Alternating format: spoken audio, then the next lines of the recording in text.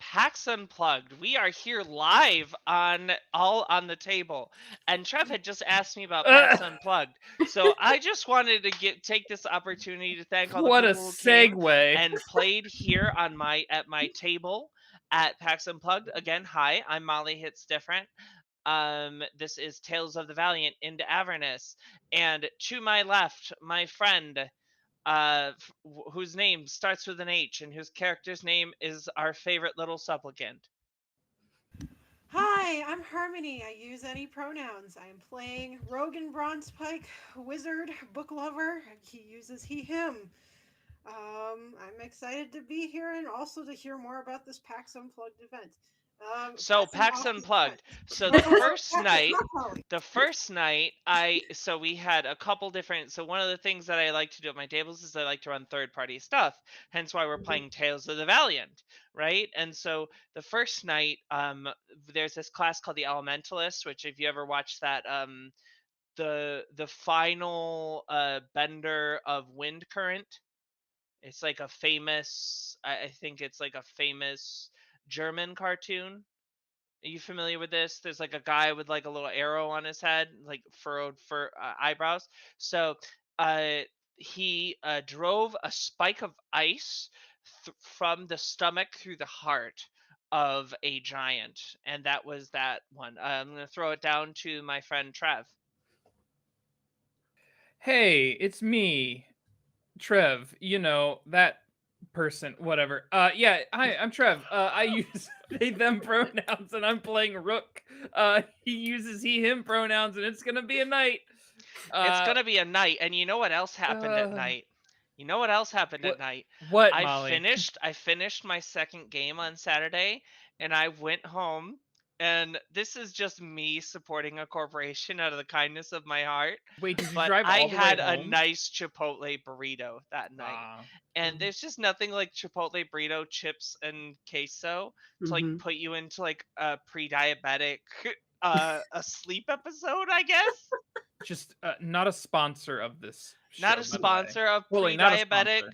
pre-diabetic what do they call it? Shock is not a sponsor of On the Table. Speaking of shocking things, Max. Hi, y'all. It's Max Valentine. I play Nori, aka Squeaky Boots, your handsome, charming, fabulous, dwarven rogue. And he uses he, him pronouns. And I will pass on to Viara. Do I get to go now? I was waiting for Molly to interrupt with more Speaking pack stuff. of Okay. speaking I of was waiting for it. This is Valentine's, the right? longest Speaking of intro. Valentine's, I did my glitter lip. You know, that's like one of my favorite things to do, and sort of my lip still kind of hurts along the edge. I think I had a bad reaction to the glue. Speaking of glue, the one who holds everything together, Viara. Do I? Hi, I'm Viara, or just V. I use any pronouns, and I play Beldrin, and Beldrin uses he or they pronouns. All right. Wait, am I coming through this mic? I don't know. I I think don't so. think. Yeah. Is it this one? Maybe? No, it's the one you tapped first, the one by your Okay. face. Okay. All right. Well, this is what we're gonna go with until break. Excellent. Woo. It was over a century ago that the Great Troubles began. Fiends roamed the land to the north and west of Elturel. Fields were despoiled, livestock slaughtered, homes razed, and people dragged off to a terrible and unknowable fate. Terror gripped the hearts of all. The city's cavalry rode the land, striking down fiends wherever they found them and suffering fearful losses. But it was never enough. For every fiend they destroyed, it seemed as though two more appeared elsewhere. The ruler of Elturel, the High Rider, asked his people to pray to the gods for aid. To everyone's astonishment, a mighty angel entered the city the next day. Her name was Zariel, which means companion of light. The prayers of Elturel had been heard, and help had come. Zariel located the gate through which the fiends were entering the natural world, on the fields of the dead, west of the city. Zariel declared that she would lead the cavalry into Avernus, destroying the infernal host that was amassing there and striking a great blow against the forces of darkness. The High Rider sent out the riders of Elturel, now numbering many thousands, with Zariel at their head, riding a golden mastodon. And with a great cry, Zariel and her army charged through the gate. The legions of Avernus trembled and buckled, but did not crumble. And Zariel was defeated. The remnants of her army returned to Elturel, overcome with grief at the loss of their glorious general, but confident that the lords of the Nine Hells would think twice about threatening Elturel again. There were great celebrations to honor the valiant knights of the cavalry, who then were known as the Outriders. So, Outriders, you have sacrificed a book to get into this great city, and Fallister, after getting you set up in a inn for the night, will offer to take you up to Silvira's keep in the morning. Is there anything that you would like to do in this great town of Magic and Whimsy? I think we should sell the rest of our magic and whimsy stuff that we've been hoarding.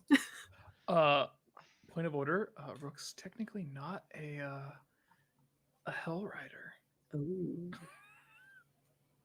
Who's this random So, weirdo? anyways, the other character at PAX Unplugged, another cool thing that happened was somebody played the Scholar Physician for the first time, which is a really cool class written by Benjamin Huffman, who's one of my favorite writers. And the Physician is just is a non-magical healer, and it's really cool. I think if Harmony were to play a character, in my table, it would be a Scholar Physician. Hell Riders, what would you like to do? This is just me flagrantly erasing Rook's identity. That's okay. This is an aggression. Welcome to All on the Table, where I erase Rook's identity. It's because he's cis, isn't it? It's because Rook is cis. Well, actually, we don't know if Rook is That's cis. true. We don't know. It's true. You never know the subterranean HRT clinics beneath Elturel. Rook is just kobold. Oh my goodness. Rook Could you imagine like magical gender affirmation instead of getting surgery? That'd be amazing. Imagine it every That'd be day. so Yeah. good. Yeah. It's a space you live in. Yeah. All right. So, anything you would like to? So, you want to offload some of these trinkets? Yeah. Let's see. We've got 4 bottles of wine. We've got that parlor tapestry of the angels falling into hell. Or did we sell that one already? I don't think we sold that one already. You do still have that one? We've got the calligrapher's supplies. Okay. And this is in Candlekeep, correct? We're still in Candlekeep? You are in Candlekeep. Yeah, we just got here. You just arrived. We've had got. to give up a book. That's true. Well, we gave up one of the ledgers, so it's Much probably to fine. Nori's You had to chagrin. give up a book. I had to give up a book. That's true. Rogan Quit was your too whining. touching on too They- much. Nori in the corner just seething. So you will make your way around, and you'll kind of ask around, and they'll be like, oh, we usually have a market, but that's usually on the weekends. There's only one vendor in the town, and they point you over to this bright green tent with a big white and green cross on it. And hanging down from the front of it, you see a rainbow flag with a paw print on it, which I like it here already. You would recognize as the sign for Fey rights. And you step in. And that's what you see. Do you enter this tent to deal with this merchant? Heck Of course. yeah. Okay, and so you see probably about a 40-something human, light complexion, kind of balding but cropped hair, very short, kept short, and he sort of says, well, now, how do you do? What can I do for you? Welcome to my store. This is Greenest Herbery. I like it here. Beldrin Well, sort of. I am so glad. I like you very much. You are the least terrifying bear person I've ever met. Oh, thank you. I think. See, Beldrin sort of hefts the big bag of stuff onto the table. It's like we have many things that we were hoping you might be interested in. Oh well, there are many things I would be willing to trade for, and there are some things that I'm willing to buy from you outright. This wine, for example, I would be happy to pay you full price for. However, some of these tapestries I would have to resell, and I'm not one for too much work. And you kind of smell off of his breath, a little bit of double leaf. Why he Um, maybe wants the wine. Yes, it does get it's quite thirsty work here, and that tavern that y'all are staying at, it quite expensive on the drink prices. These archmages, when you can just summon gold, it really money does not much of an object. It's very nice as a vendor. It's not very nice as a purchaser of goods. You know, supply side, demand side economics. It's like that. Mm-hmm. Beldrin nods like he understands. Rogan leans down. Beldrin, you might be our best bet for negotiating based on that price. Oh no. I, so I could give you, and he'll reach down and pick up a couple of healing potions and put them on the. I'll trade you these three for that tapestry, and then what do you have there? A calligrapher's kit. Mm-hmm. Hmm. And he looks at it and he's like, "I'll give you 5 gold for that." I think that seems fine. Beldrin's like looking over his shoulder, waiting for somebody to tell him that's wrong. Anything else that you would? Anything else that I can help you part with? Let's see. Oh, how much did you think that the wine would be worth? How many bottles was it? 4. So that I'll give you 36 gold for that. We'll All right. call it an even 45 Sounds, for the whole deal. all right. But I was keeping a running total. So that's 76. 76s don't do that, yeah. And then One we sec. also have acquired some of these fine perfumes. I don't know if this would be anything you'd be interested in, or I will trade you a vial of perfume for a vial of acid or holy water.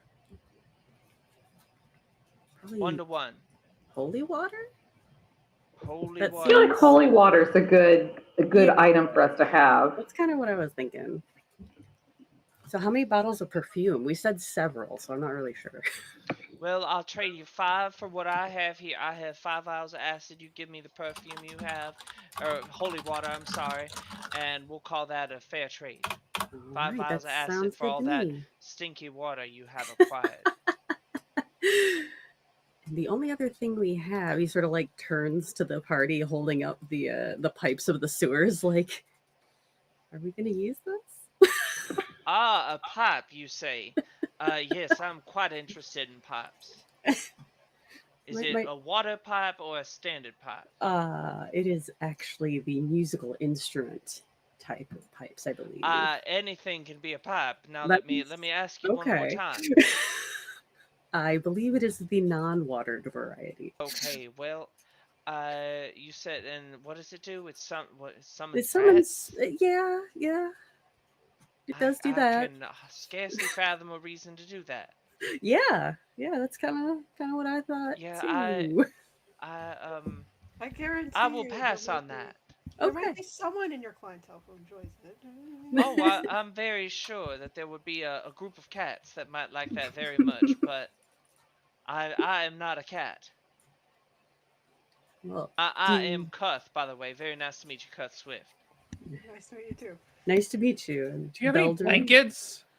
Yes, Can I get a blanket?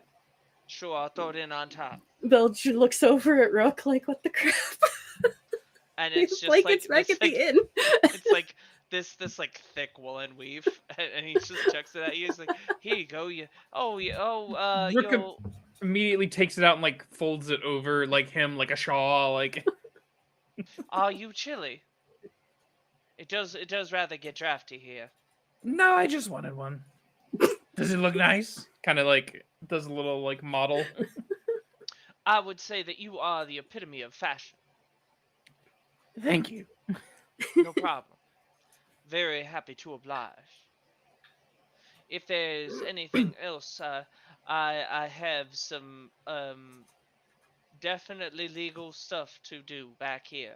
Oh, So if you would not mind, I will step out. okay. It was great doing business with you. Thank you. Have a great rest of your day. You don't happen say now. You don't happen to have one of those those bottles that never stop running out of smoke, do you? Oh, did we grab one of those? We might have grabbed one of those actually from the trade last time, right? I I think just we like the smell. I did. just like the smell. I'm sorry. I just like to ask.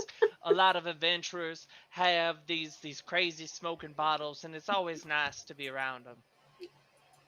I think It we just do, don't we? Yeah, we did lends a get the. particular flavor to the space. Uh-huh. Is there anything you in particular you want for said bottle?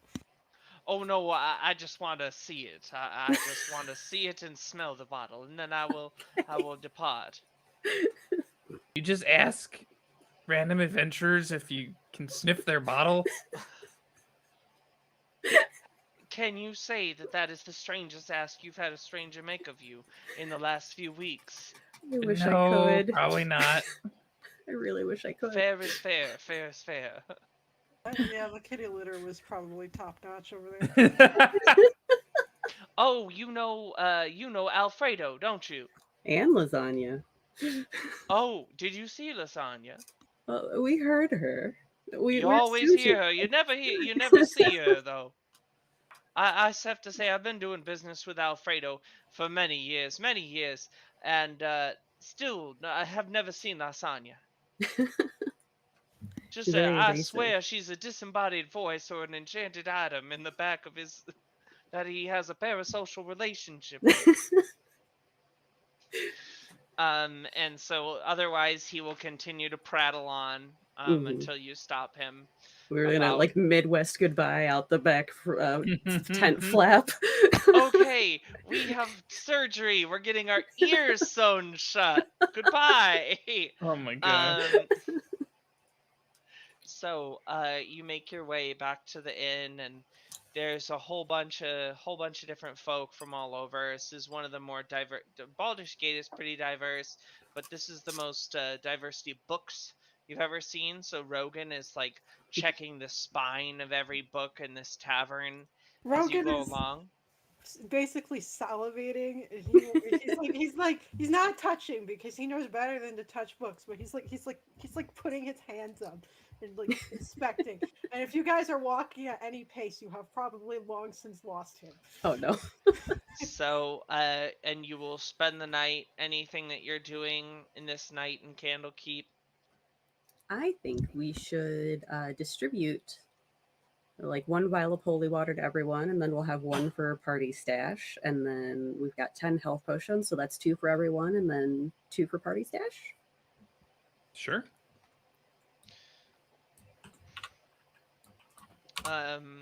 And Rhea is just sitting there looking at you like, what am I, chopped liver? Like, Oh, I'm sorry, I forgot Rhea was here. No, they can have one too for sure. great. So they're like, thank you. Well, would we I give them the really other two do then, just so they have them, so it's do equally distributed? appreciate that. That's very nice. Um, and she'll say, Fauster, and she'll kind of pull you all around a table with Fauster. And she'll say, so what? I mean, I know I came to Candlekeep before with Gideon because Silvira wanted to meet with us, but what does she want now? Like, why bring us all the way here? And Fallister says, well, Silvira really wants to see this puzzle box, and we'll kind of point to Rhea's bag. Um, and we'll say, she's been after it for a while. She's been suspicious of the High Overseer. I think that she told Gideon that, back when they came back when you came here. And Rhea sort of sits back and is like, okay. Um and she has some things that might help you should you try to rescue your city. Um and this is kind of the gist of the conversation that will meander through the night. There's not a lot of ale. There's like only like craft beer and nice wine here, so it's kind of a nori type atmosphere. Um, or maybe it's more of a Max atmosphere. Yeah, I don't think Nori would be in for craft beer. It's not the finer things in life, craft beer. Maybe wine though. Maybe. Yeah, finer Nori is a quality. teetotaler. No, but he likes a finer spirit. Okay, gotcha. Moonshine. No. And so Oh, and so you will see you go up and you order fine spirits, and this you see they tap twice on this door behind the bar, and you see that a door opens and you just see these swirling phantasmal images shifting around someone meditating. And what do you do? I'll have what they're having. And so that this you just get possessed briefly by this ghost. Do I And dance better when I'm possessed? No, you do dance out into the middle of the quad, and that's where you will fall asleep for the night. That's better than what I could have done in Candlekeep. Rogan Anyone? would like to go to the nearest library, and he will stay as long as they will let him, including if that means he's suffering a point of exhaustion because he's not sleeping because he's in a library. Okay, there's a public facing reading room.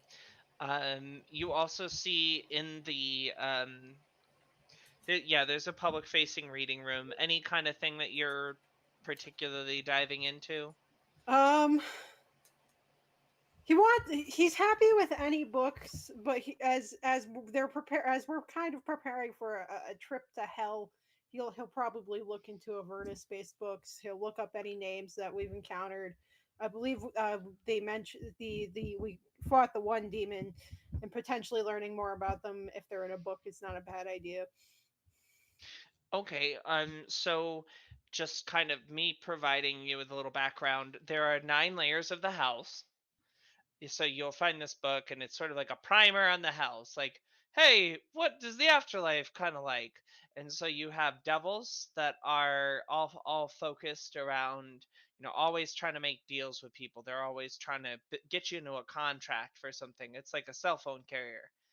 The other one is, and then you have demons What's a who will cell phone? sorry, ascending stone carrier. There we go. Okay, I get that one. Um Goodness. What is going on?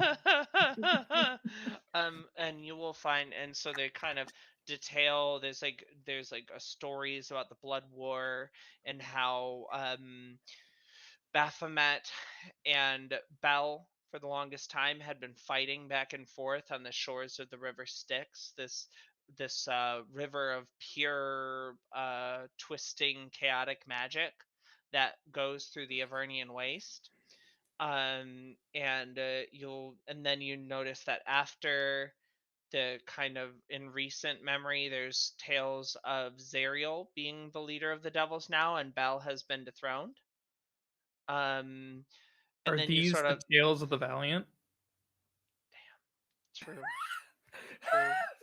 F's in the chat for Tales of the Valiant. So you will go through, so then there are the other 9 levels that I'm not that I'm not going to detail.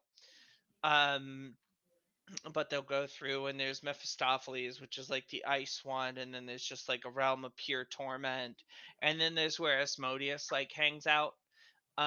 Thank you, Viara, appreciate you. Hey, Viara, how you doing? Love you. That was close. It was so Your close, right? VTuber was very Let's close. see. I was trying.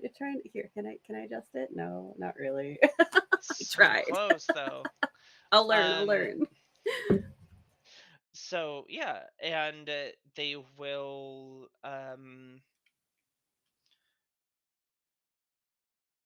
there's not a lot of information about like the howls in the last couple hundred years since Zariel led the charge, maybe 200 or 300 years ago. So there's like ancient tales. You will figure out that devils and fire get on like a house on fire. They love it. They drink it. Demons too. Just love them some fire. So you're sitting there and looking at your spell book and you're like, ho ho, fire. Let's see what we don't do about that. Um and you also remember, and you're also reading through and you're like, oh, a lot of the famous devil slayers were use silver weapons. If they didn't have magical weapons already. So it's a good idea to kind of think about if you are using weapons, what kind of what kind of silvered weapons you might be able to get. What other stuff would you be looking for? Um, he'll probably go down a deep rabbit hole for something really random he saw in the book. He wants to stay on task, but to prevent you from having to keep going on about this, Cool. he'll And, That's just a and go. mood, so though. you Yeah. will dive down this rabbit hole about how the river Styx went from the void plane, how it like sprung from the void plane into Avernus, and how demons have to use Avernus as a way through to the material plane. And you're just kind of like reading about this planar, like the alignments of the different planes, and when there are planar, my gosh, when the moon is closest, equinox, Equinox? planar equinoxes. Um, Or wait, no, solstice is when it's closest. Equinox is when it's equidistant, right? Yes. I believe Hey, it. these So astronomy tattoos are not just for looks.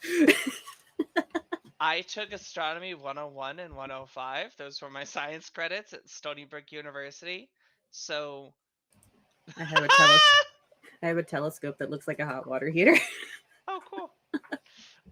So otherwise, so you will spend the night there and fall asleep on one of the reading tables and wake up kind of with a very annoyed librarian with white gloves, like berating you for drooling on a precious manuscript. Rogan would never.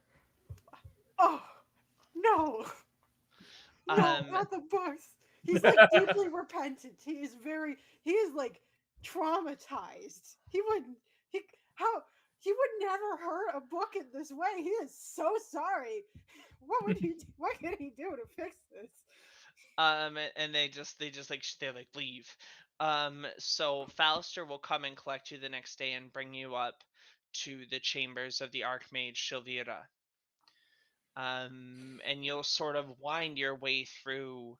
It seems like you walk into this kind of entry tower into this area, and it's one of those things where you're thinking about the tent that the wizard book friends stayed at the broom game tournament. Like it's just way bigger on the inside than it is at the outside. That's the best I can do. And so you like look in, look out, look in, look out, and it's like huge on the inside, and then you poke your head out, and it should just be like a little turret tower. And so you're like, all right, the enchantment here is old. And so as you're kind of feeling around in this, those of you who are tapped into the weave will have a great understanding that, oh my, uh, high magic. So you ascend through these towers and you weave through these different um, back channels.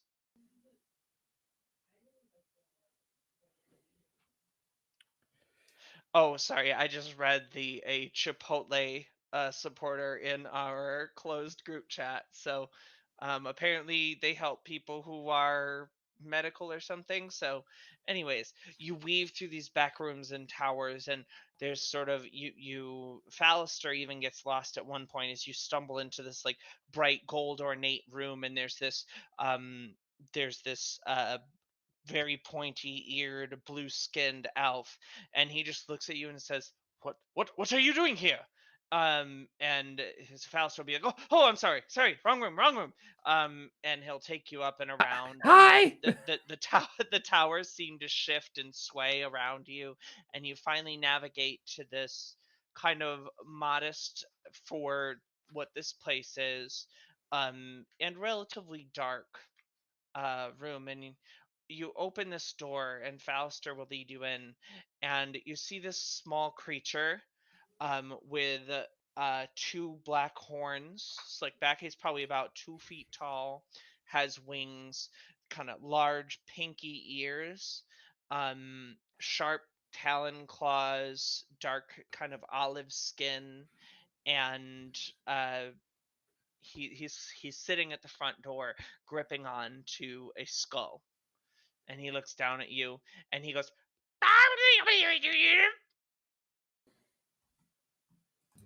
Just slowly turn to Fallister, like, what are we doing here, man? oh, it's just the closet, just like her pet or something. She's obsessed with the hells. He's fine, just ignore him. And he'll just kind of continue walking past it, and he will like make like very close direct eye contact with Rook, and will flutter down onto Rook's shoulder and be like, and like kind of will pull on a scale on your shoulder. No. Leave me alone. And you swat him away, and he's and you hear this kind of calm, feminine voice, Jezebel, come here. And this creature will kind of flit over to this very elegant, deeply red-skinned tiefling with bright red horns arcing back, along with the flow of her hair. And she says, "Ah, Fallister, you have brought the friends that you wrote me of. I'm so happy. Tell me, did they get the box? What's in the box? Sorry. Would you like to know what's in the box? We were hoping that you Yeah, could help us with actually. that. Did you try to open it? All of us. We all What failed. happened?" We're bad at Nothing. puzzles. And so she will say, "Oh, where are my manners? Come in, come in." And she'll say, "Jezebel, fetch us tea." And you see this little closet scoot over to a fireplace. It sort of sits in the fire for a second, and then it will grab the teapot that's hanging above it and will flap itself over to and place it on a kind of cork rest around this table. There's kind of modest but well-appointed chairs sitting around this table, and she will say, can I see the box?" I don't know who's holding it, but yeah. So it's you Oh, hand I it think it over. was a Rhea, right? Yes, and Rhea will say, "Yes, of course. Hi, I'm Rhea Mantlemorn. Very nice to meet you. My name It's is technically our leader. my name is Savira Savikas. Very nice to meet you. So, all right. I'm not gonna lie. I've been skeptical of Thavius for a long time. You know, no one wanted to listen. I summoned Gideon and you, Rhea, here to warn you. But I don't think gloating about being right is the way to go here. He did drive back the undead scourge in the end. But another false savior. He had you all sign the Creed Resolute. All of you Elder Guardians must sign it, which binds you to defend your nation, right? And I think all of my suspicions lead me to believe that this is another work of his, well, I'll say charlatanry. But let me prove my theory. Let's open the box. and you see her. This is the biggest surge of magic that you've ever seen, Rogan. This she pours out like this has got to be like 8th or ninth level magic. You just feel this tremendous arcane surge in the room. And you see quickly the magic spins the box, gets it into place, and cracks it open. And as it does, it opens, lays itself flat, and within it is a six obsidian um, tablets that are all chained together. And as you go to look at the chain, it's made of this. It's looks like iron, seems familiar, but it's got some like it's very strong. And as it lays down and she lays it out on the table, you hear a voice that you recognize as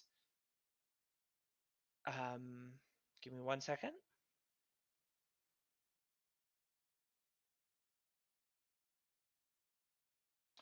So there are actually there are stamps of infernal runes on these plates. And does anyone read infernal?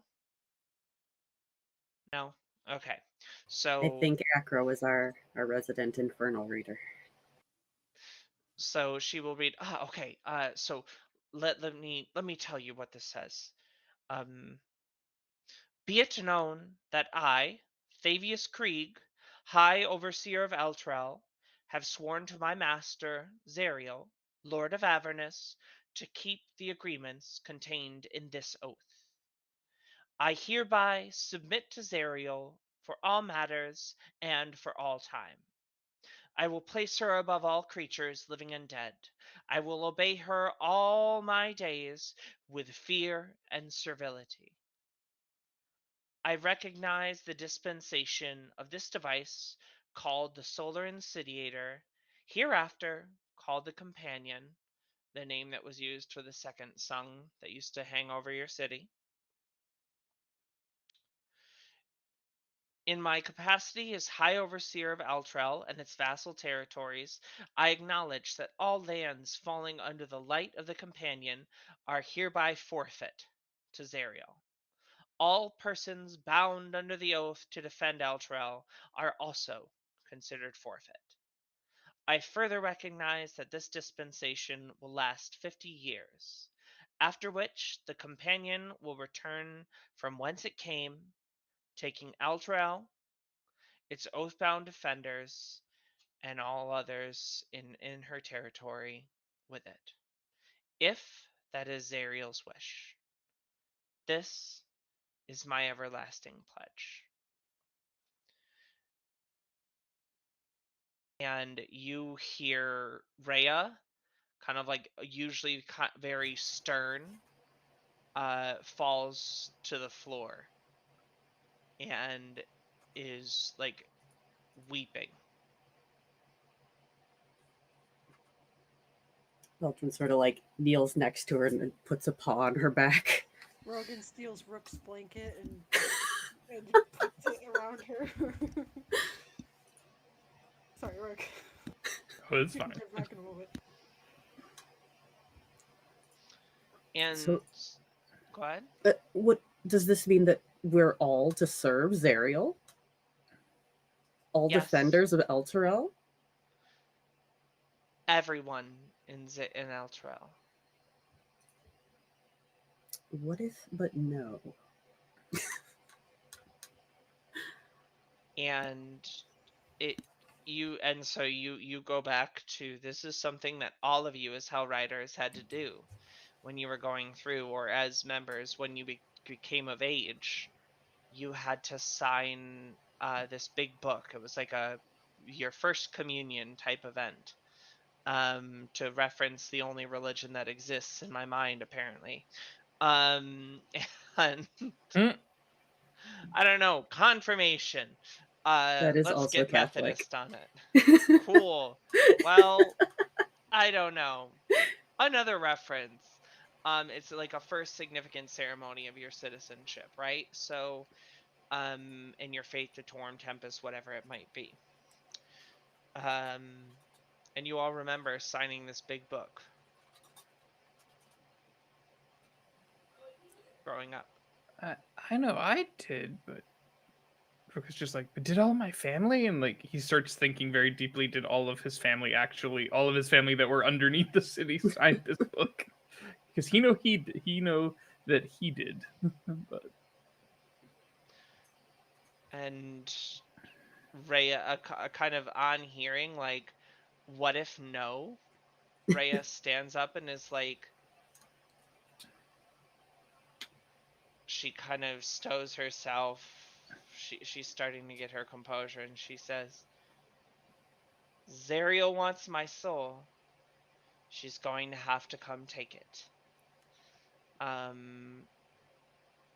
So she sort of gathers herself back together and sits back in the chair, sort of like trying to catch her breath.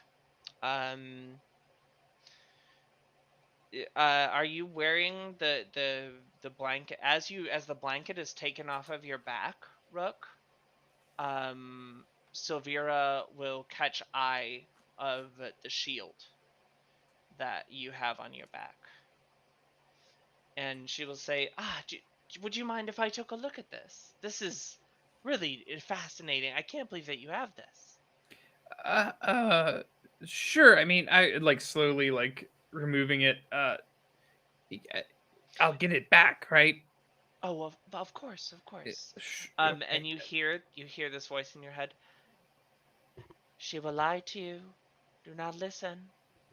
Um, and she will hold the shield, and she'll like, wow, this shield is a symbol of good's triumph over evil. It's just like, it's so beautiful. And she's pointing at like the silver and gold work around the edges and the different inscriptions in it, and she says, with how beautiful this is, you can so clearly overlook the terrible forces bound within it. I think the name is Gargoth. Yes, Gargoth. Um, though in the past it's gone by the Hidden Lord. Very well hidden in this shield. It was a pit fiend sent by Asmodeus to corrupt mortals in the material plane, and it Is amassed that who's such a talking to me in my head? probably someone's talking to you. Are Yeah, you that's sure Yeah. it's news to not? us. Yeah, from the shield. I'm pretty sure.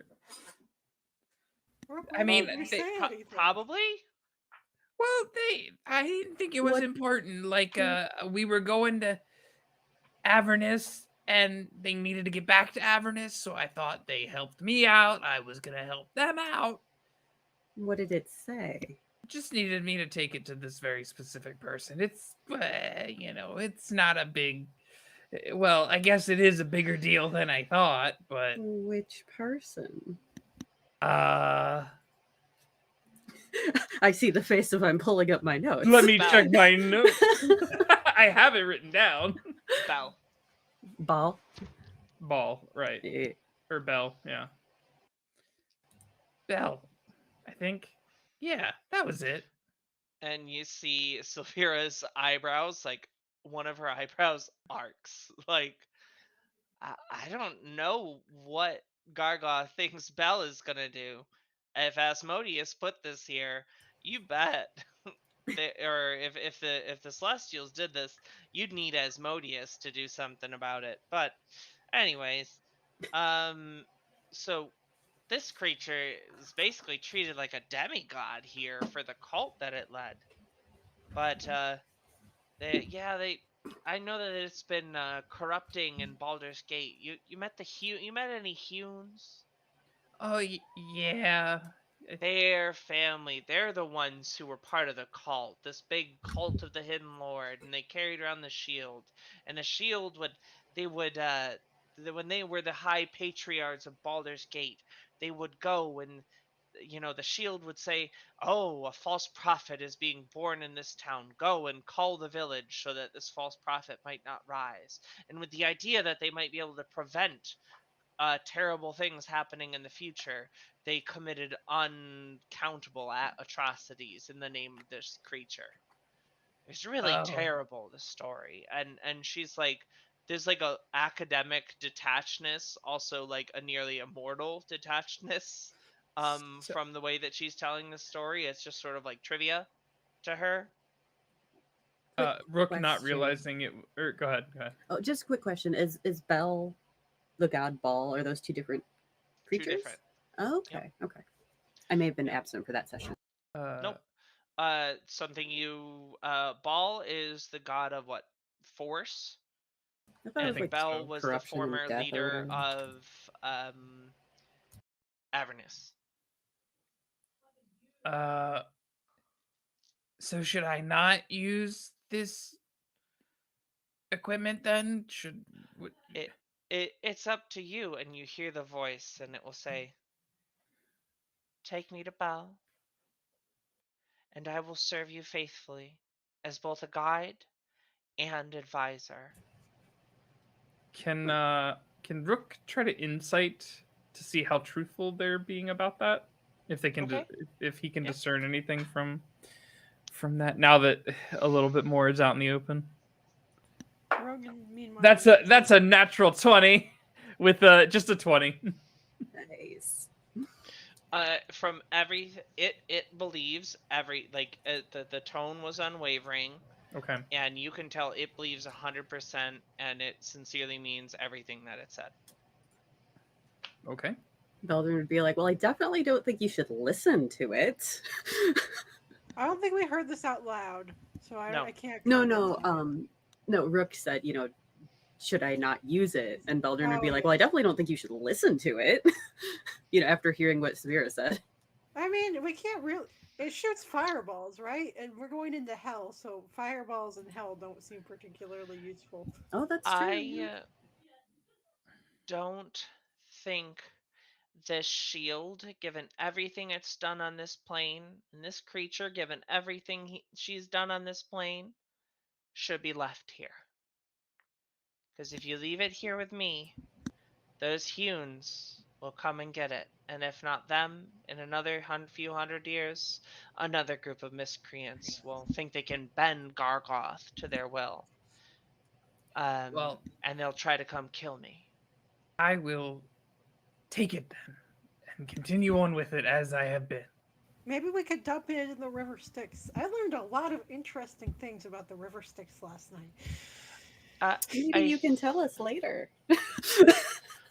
And so Silvira will say, "So, you're planning on heading to Avernus? You're gonna go chase after your home city?" We don't have much of a choice. Gotta get our families back. Need my Well, books. I have something that might be of use to you. To be fair, the person who made it did go insane, and while he was making it, so the incantations on it may be a little chaotic. It may not be the most accurate representation of Avernus, but it's the best that we have here on the material plane. I've taken enough copies of it. I know what it looks like, and she pulls out this kind of tube, and this shakes this old parchment map out, and will spread it out in front of you, and will say, and you hear some coughing and cackling coming out of the map. We lost Max, but it'll be okay. And Max is back. All right, cool. I don't see or hear Max. I'm going to hop back out real quick. I'm here. You all disappeared for me. I Yep, Can you I hear can me? hear you. Okay. Yep. She will say, and so Silvira will turn to you all and will say, "I think, but with this map, and I can shift you over there. Um, I'll call in some favors with a friend, and get you to Eltrell, get you to Avernus. But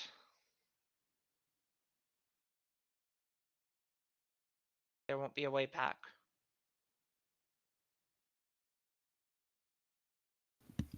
Could you give us a couple of hours to prepare? Sure.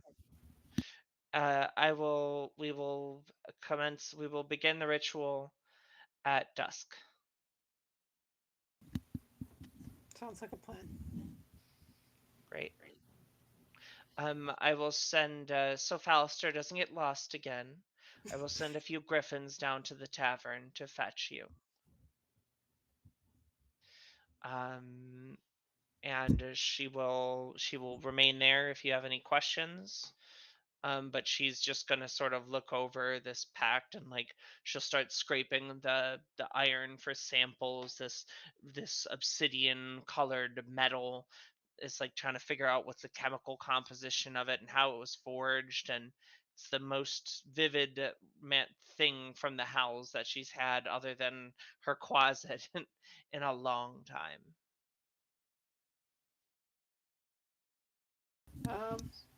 Rogan tells the group, before we go into hell, we kind of really need silvered weapons. It's highly recommended if we don't have magic ones to begin with. You should probably fireproof all of your books as well. Yes, that's very important. Hypercritical. I'd say leave them here, but I don't think you'd agree with me. Not if we can't come back. They keep the books here. I'm not giving up these books. I worked hard to get them. Is that what it was? Digging through a crypt to get this? We lost at least. There's been a lot of deaths along the way. I count those deaths as obstacles in my path to books. Look at all that we give for our books, you know? Yeah. Aphra's death was not in vain. And Nor Rogan was said, Jellica's. I would lay down my life for books. No hesitation. And Silvira like looks up at you and is like, she nods with like a great amount of respect. And the closet will come and like land on Rogan's head, and we'll start like playing with Rogan's hair, like guiding him like a Mario Kart, like Or trying like to get a him like out a the door, like a ratatouille. like a Ratatouille. Well, that's Rook misheard you and thought you said you would do do it for Rook, and he's in the background just like, oh, okay. Oh. Oh, it's like I made such good friends coming out of that prison underneath. It's only been how many days? A couple? 3. Um, Rogan would lay down his life apparently for Rook and books. Yeah. Rook feels So- love. That's important. So you make your way down, and there's not many smithies in town, but there are some. So what do you want to seek out? Is there a blacksmith that can like silver my warhammer? What You about would my know- arrowheads? You would know that your mace Mhm. would function as a silvered. Yeah, Weapon. the warhammer just does more damage. Actually, it's the same mathematically as a Is it? +1 mace. D8 plus 1 versus or D6 plus 1 versus D8? Yep. Oh, okay. Average damage for a Oh. D6 weapon is 4. Average damage for a D8 weapon is 5. So it's 2 to 7 instead of 1 to 8. I gotcha. Higher floor, better chance to hit. It's actually a higher DP. I am I believe the you. girl You're the who boss. sits and no. I'm just the girl who sits here and does the math. That's what I do. I just look. I pretty don't and do crunch math. numbers, so you do it. You do it for all of us. So you want to get some silvered arrow tips. So they would be able to provide you with that. They would charge you 25 gold for it. All right, that works for me. And my Great. rapier as well, probably. Just take care of that now. Your what? My rapier. Okay, cool. And so you will get they'll be able to sell you a silvered rapier. So, you know, They'll just upcharge you 25 gold. Seems fair. I'll take it. Okay. See, has anybody here had cats where, like, you don't want to declaw them, so you get the little like soft claw thingies to stick on the little claws? Can Beldrin have those for his claws, but silver? To silver his claws? Um. Little silver bear claw caps. Yeah. This Please, is gonna Mom, be this the sounds busiest fantastic. afternoon. I'm like thinking like logistically for a silversmith, like the one silversmith in this library town By is the way, like we've the got 2 busiest hours. they've ever been. You've got like 3 or 4, like, cause you in the morning. He's got Oh like an yeah. afternoon, like he's like, and he's like, here's what I can do. I can give you silvered brass knuckles. I think love that the would work. idea of the silvered caps. I just think like Yeah. logistically he doesn't have enough That's- time for that. Yeah. Well, does I he was have thinking. silver? Does he have silver thimbles? Because he could easily convert those into claw caps. See, my thought was Beldrin would just Not like a lot stick of out his knitting. claws and like dip them in the liquid silver. That would melt your claws. No, it'll be fine. Beldrin has very low intelligence. So you walk into the silversmiths and you see like he's got the coals going and he pumps the bellows a few times and you see this kind of boiling pot of metal and your eyes just go wide and your claws come out and you see like a bear trying to put his hand in a pot of honey. And he's just like, no, no, no, no, no, no, no, no, no, no, no, no, Oh no, I no, was no, no, gonna no, pay no, no, for no. it. Your It's hand okay. is gonna, no, no, your hand is not gonna be okay. I believe you would pay for it. Believe you, 100%, please. But don't. I don't want bloody silver. My clients pay for purity, and you're not gonna get what you want, whatever you want, honey. I can get you honey. Just No, don't, no, please don't I do was that. I was thinking like silver claws for fighting demons and devils. And so what he will offer, they'll offer like um like a he'll send you out to Koth, and Koth will be able to get you like a finger, like it would be like brass knuckles, but instead the blades are between the knuckles. I get to be Wolverine. Yep. And so when you make a Perf. fist and you punch, they will be that. And so we'll call that for like your bear attacks. Yeah, You have those. cool. Anybody else? Rook, you have a magic sword already. Actually, can I get a silvered sword? So I don't. Yep. My longsword is attuned, but it's not. The attunement doesn't actually make it a magic weapon, technically. Cool. So yeah, you will get again 25 GP, and you will get. Rook is gonna look to Beldrin because he checks his coin purse. He only has 8 GP. Oh no, I think we have some party funds we can. I mean, since you're going to be helping us out and all. And yeah, so that's that. Everybody is silver, and this is wow. This is the busiest I've ever been. Are you? Is there like a silver blades only party? We're going to hell. And the silversmith's like, well, okay. Have a good day. We've got 2 more party members to take care of. I would like a silver dagger if possible. And you actually already got one. Nori I has do? one. Nori, are has you a willing to silver share? dagger. I guess I could. He'll kick you out a silver dagger, no problem. Yeah. Okay. Fine. So that'll be 40 gold. Okay. And what about Raya? Is she coming with us? Rhea Rhea. is coming with you. Rhea also uses a longsword, so she'll kick in 25 gold, and she will get her weapon silvered as well. Okay.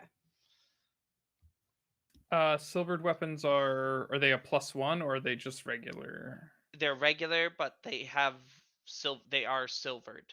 Okay. So there are certain creatures that kind of with the research that Rogan drooled on a book for and damaged a manuscript for.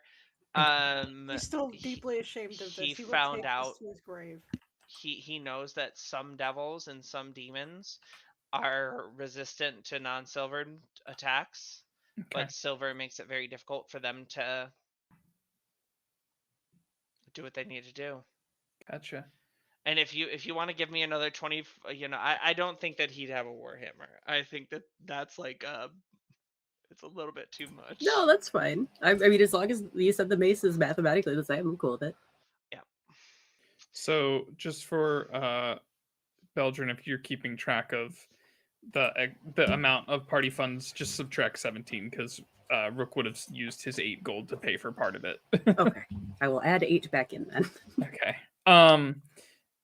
If we have time, Rook would spend that hour basically converting his attunement from his old longsword to his new longsword, if there's time. You do that, absolutely. Awesome. Anything else people want to do in this last few moments before the griffins come down? Do we have time to, excuse me, rememorize spells, or that takes a long rest, doesn't it? I was just gonna You get rid of would- one of the fiery cantrips. Yeah, you would have known that Okay. you were. Can you? I thought you can only do that on level up. Oh, I thought it was every night for clerics. Cantrips are level up, but all your other spells are at night. Gotcha. Thank you. Yep, I wasn't sure if that was different for Tales of Valiant, but I think that's right. Cantrip versatility generally has a little bit more restrictive. So the griffins will swoop down, and they'll touch down in front of this tavern that you all are in, and you will you have your packs ready, you hop onto the backs of these creatures, and they start to flit around this city, and you get a really unique and beautiful view of the Sword Coast as they spiral up and up and up and up, and you see north to the Viper's Nest that is Baldur's Gate. You see south to the southern mountain ranges and that lies beyond it, the deserts and the arid plains of the bustling ports. You see the Sword Islands, everything that lies west of off the coast, and you start to descend.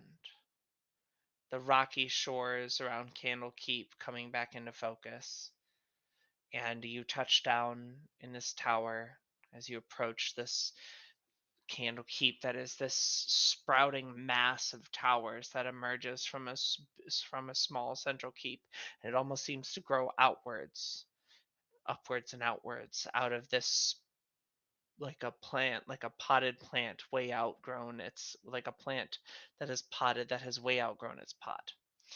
And you touch down, and Sylvira is there. You see a number of runes drawn in infernal in this kind of central room. She's cleared out the chairs, moved to the side, and the closet is flittering around. We'll land briefly on Nori's shoulder and like look at the silvered arrows. We'll grab one and like look at it, and then Nori will be like, stop, come on, and put the arrow back in his quiver, and it'll flitter off and sit on top of a skull on top of the bookcase, just as its black claws wrapping around, big yellow eyes on flashing briefly, and then settling in on a thorough focus on you all and all the movement in the room. And as you all sit at 4 points around this ritual circle, Rhea stands at a 5th point, and Sylvira begins the incantation. And it progresses, and the runes begin to glow brighter and brighter. And you start to feel, even as the library that you're in is fading from your view and your perception, you feel the hot air assaulting your senses. All of a sudden, the city street on which you stand is lined with crumbling buildings, if not most of them already collapsed. The ground shudders beneath your feet. In the red, smoky sky, a 400-foot diameter sphere of darkness discharges strokes of bluish-white lightning that strike the city at irregular intervals. Perched atop a distant bluff, overlooking the rest of the city, is a crumbled fortress, what you know as the High Hall.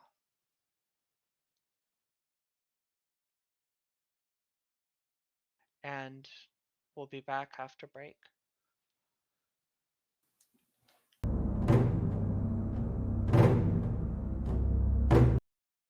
And welcome back to Tales of the Valiant into Avernus. My name is Molly, and I'm going to be your GM for this, the second half of Tales of the Valiant into Avernus, Session 7. Lucky number 7, unlucky number 7. I thought last week was 7. Is this 7? It's always going to be 7. You know how once you turn 25, you stay 25? Once we hit Session 7 with this podcast, we're just going to stay Session 7. Yeah, like I'm on my 11th anniversary of my 25th birthday. Heck yeah. Yeah. I recently celebrated the 11th anniversary of my 21st birthday, which was pretty nice. cool. Yeah. It's always good because that way if you have like boozy friends that are also very generous, they take you out to bars if you're just like, oh, it's the 5th anniversary of my 21st, ha ha ha, and then you have them take you to a bar, and then you get free drinks because it's 21st birthday themed. I So love you it. just do it every year, different bar every year. Yes. There's so many strategies for being a booze hound, and it's like wasted knowledge now that I'm sober. We're coming up in 25 days. I will be 1 year. Nice. So I'm very happy with that. But just a little just connecting with y'all, connecting. And then I'm gonna kill your characters again. Oh, I can almost do this heart. Wait, kind of. No. I just want to say, every time you've run a game for me so far, Molly, or I've been in one of your games, my character ends up dying. So I've set the precedent, right? Did I kill it in the one shot? I mean, the implication is at the end. No. Oh, you're talking about with at our house. At your house. I think yes. I don't think I killed Kate's character. I killed Clank. And then I think Cassidy died too. Yeah, I'm pretty sure it was like one character remaining, wasn't it? Like I think it was like. I think you walked out of the god's stomach. Oh, maybe I did. That's right. Yes, I think that's correct. Okay, I rescind my previous statement. I have killed you multiple times. I have killed you. Well, let's say that I've killed you once for each show that we've done so far. So far. Always Melee Druid. It's not the best Gish. It's not even a good Gish. No. It just is a Gish, right? Hey. It just is.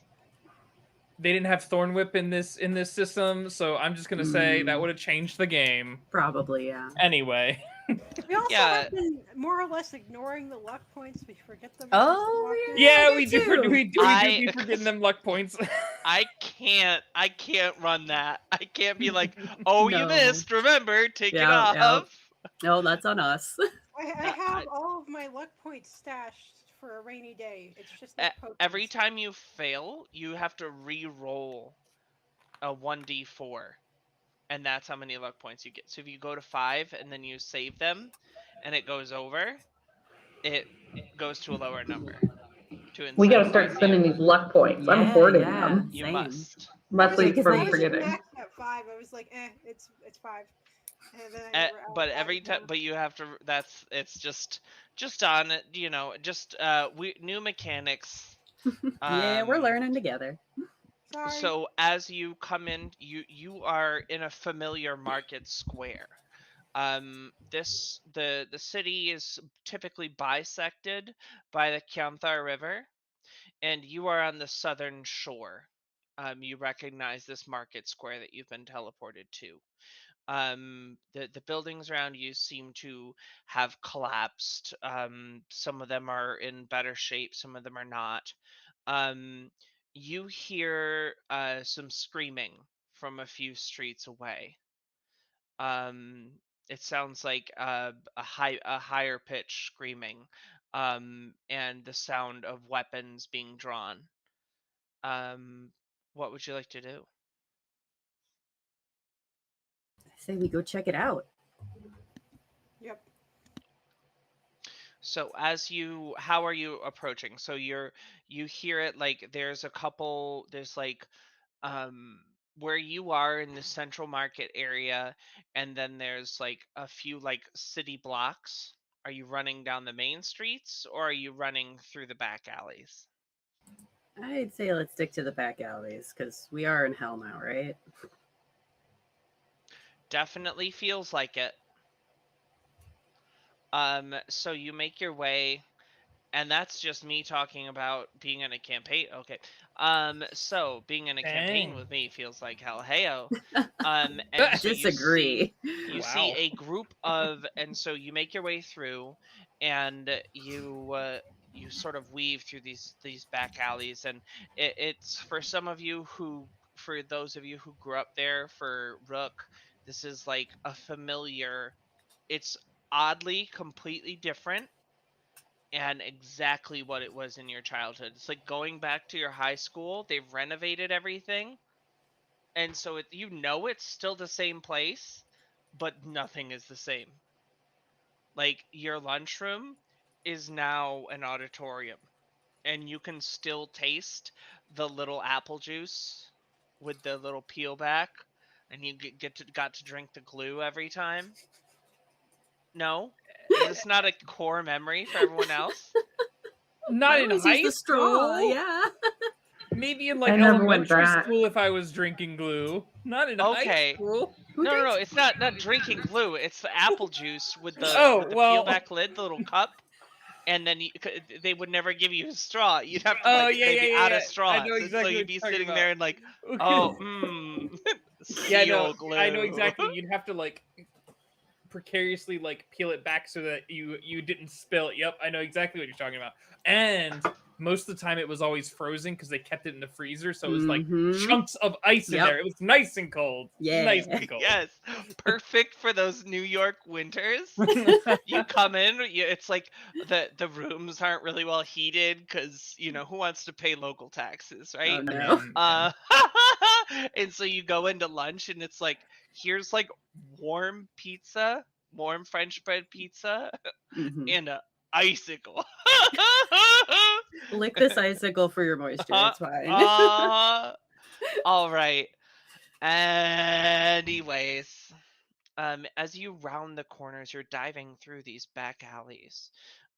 You slip around a house that one time you remember you had knocked on the front door, Rook, with a collection of baubles, doing your door-to-door bobbling.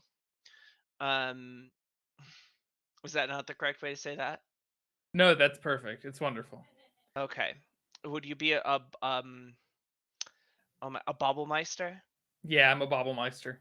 Okay, so in your Certified profession on my business card.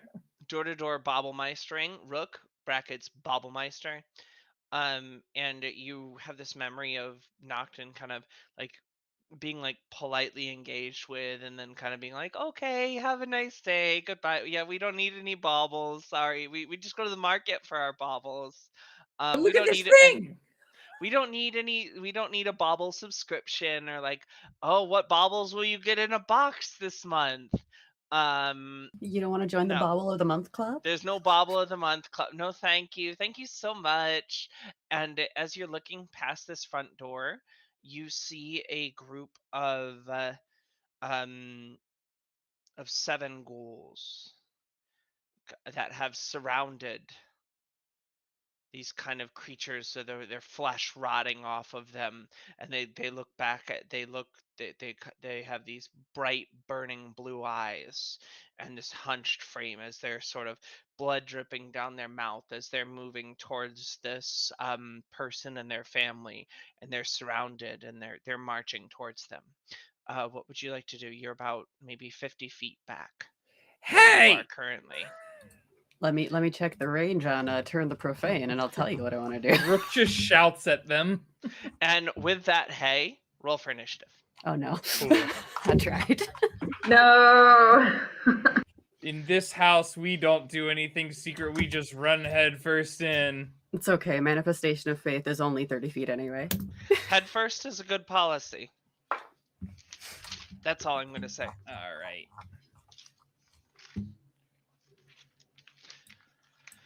Alrighty.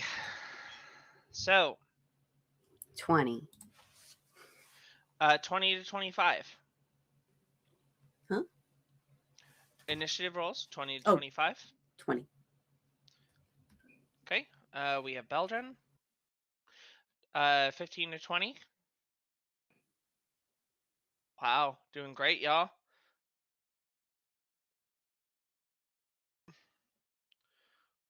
Uh, 10 to 15. 14 for Rook. 11 for Rogan.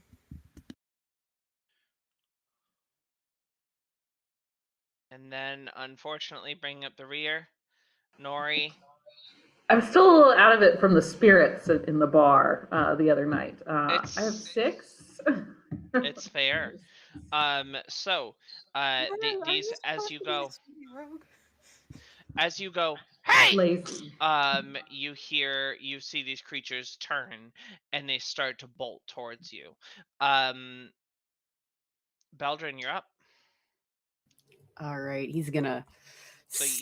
So let me paint the picture. I'm sorry, Okay. because we're doing this theater of mind. Yeah. So you are in this. You're kind of poking your head. You are all in this alleyway, and leading onto like a smaller street. Maybe it's about 30 feet across. The cobble has been pitted by a bombardment, and so where it used to be kind of this even, beautiful cobble, kind of this bright white, resplendent marble cobblestone, it's now pitted, and you see this red dirt seems to be filling all the cracks. If you've ever been to Paraguay, red dirt fills everything, and it's exactly like that. I'm not saying Paraguay's hell, just to be clear. So, you look, and these creatures are kind of about 50 feet out into this, down the intersection. You poke your head out, and you see these creatures. You hear Rook yell, "Hey!" And you step forward. You see these creatures coming towards you. What do you do? Beldrin's gonna take a 20-foot step forward since we're 50 feet away, which will put me in 30 feet. And So Beldrin steps out into the alley, steps out into the main thoroughfare here, revealing himself to the group of civilians trapped by these ghouls. And then he raises his holy symbol of Tempest and says, "Back, profane creatures." All right, can you read that ability to me? It says, let's see. Present holy symbol, speak a prayer. Each fiend and undead of your choice that can see or hear within 30 feet makes a wisdom save. Fails mean that they are turned for 1 minute or until damage is taken. With our new level up, I now have Destroy the Profane, which means if they are at challenge rating 1/2 or below, then they are destroyed. All right, so out of the 7, 2 are successfully turned. All right. And the other 5 continue to press on. Nobody's destroyed.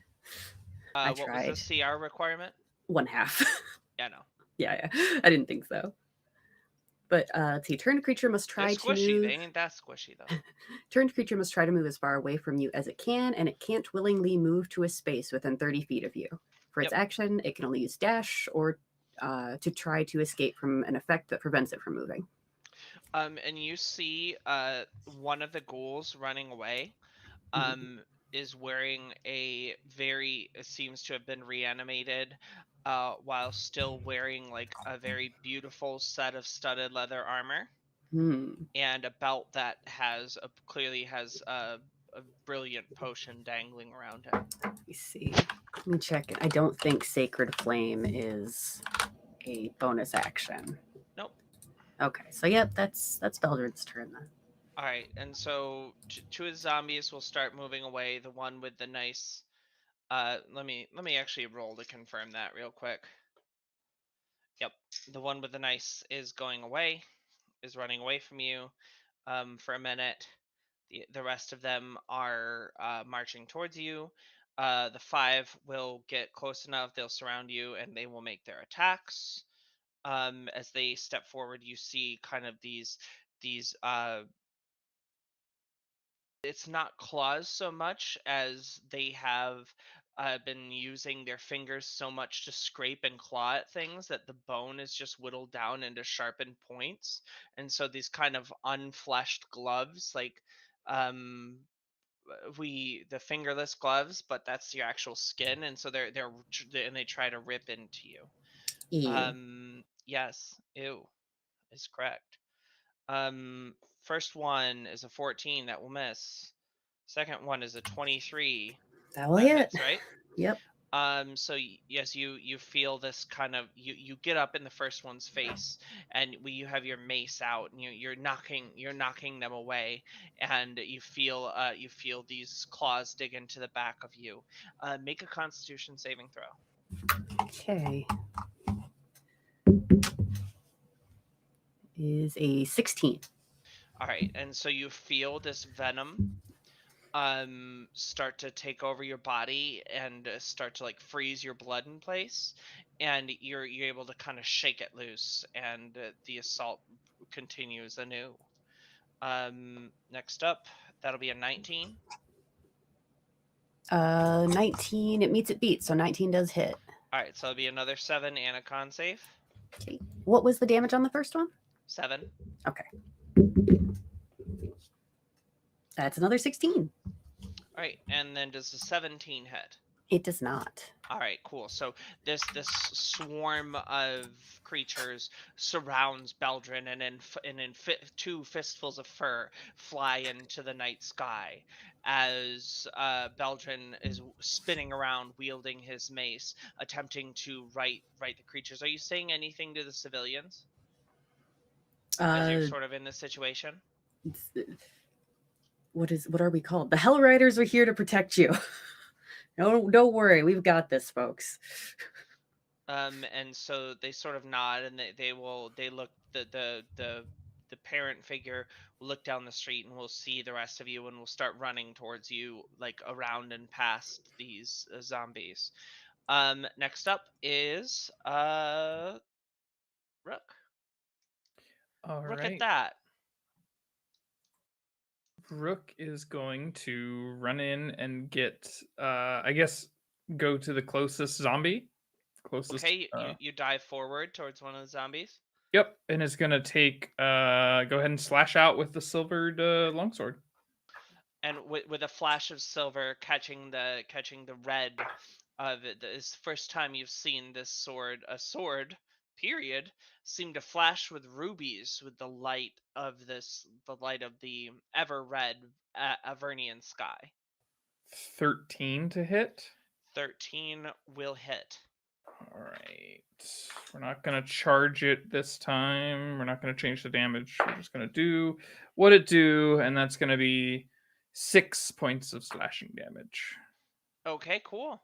I forgot. Am I within 5 feet of Beldrin? At this time, no. Okay. Because they've surrounded Beldrin, and so you're kind of like on the outside of the circle trying to hack one off of Beldrin. Gotcha. Okay, because I got to remember my pack tactics. Can't forget pack tactics. Yep. All right. I think that's it then. Yep. All right, and so the shifting mass of creatures around Beldrin, you see Rook dive forward, a quick flash of red across his blade as it buries itself into one of these ghouls, and Rogan, catching a moment here, looks up and Rogan, uh, remembers what he read, and he knows that fire isn't super effective in hell, but it can't hurt. I mean, these are ghouls. They're not regular demons. Maybe it will work this time. So he shoots a firebolt. All right, make your attack. He's aiming for one that's attacking Beldrin. Okay. Um, that is a. And we got a. Oh, I do have a +1 to hit now because it's our proficiency went up. That's a 13. Hits. Okay.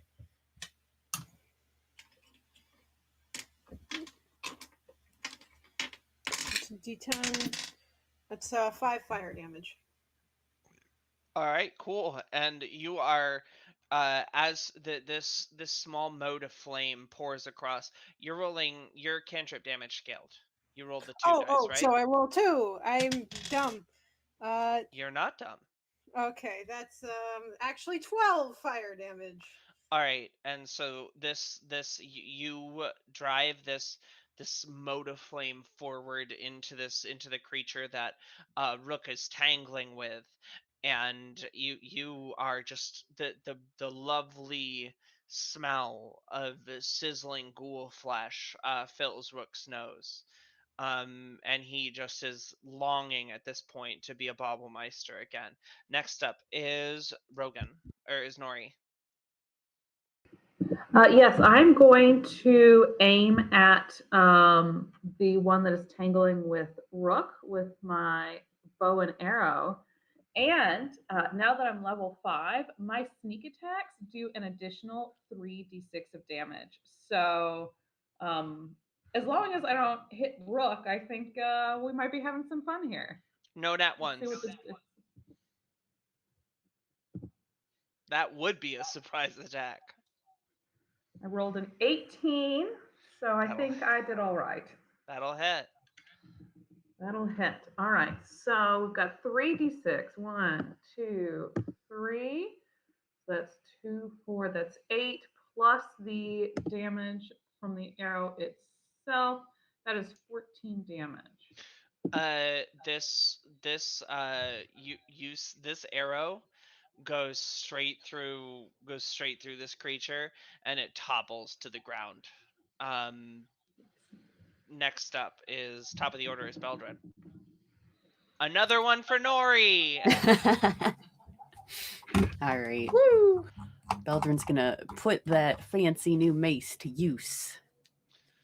Is it glowing red or is it just regular? Do you have the light on or off? Probably off unless it's Okay. dark. Yeah. So, and our proficiency went up, so that is a lot to hit. 19, 20, Yeah. I think. Okay. And then that is a d6.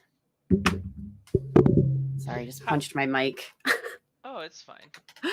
A nice resonance for the people at home. Yeah. So let's see. I rolled a 4 plus 1. That's 5. Is that all you add to damage? Strength and your strength roll. And the strength. Okay, so that is another plus 2. So 7 total?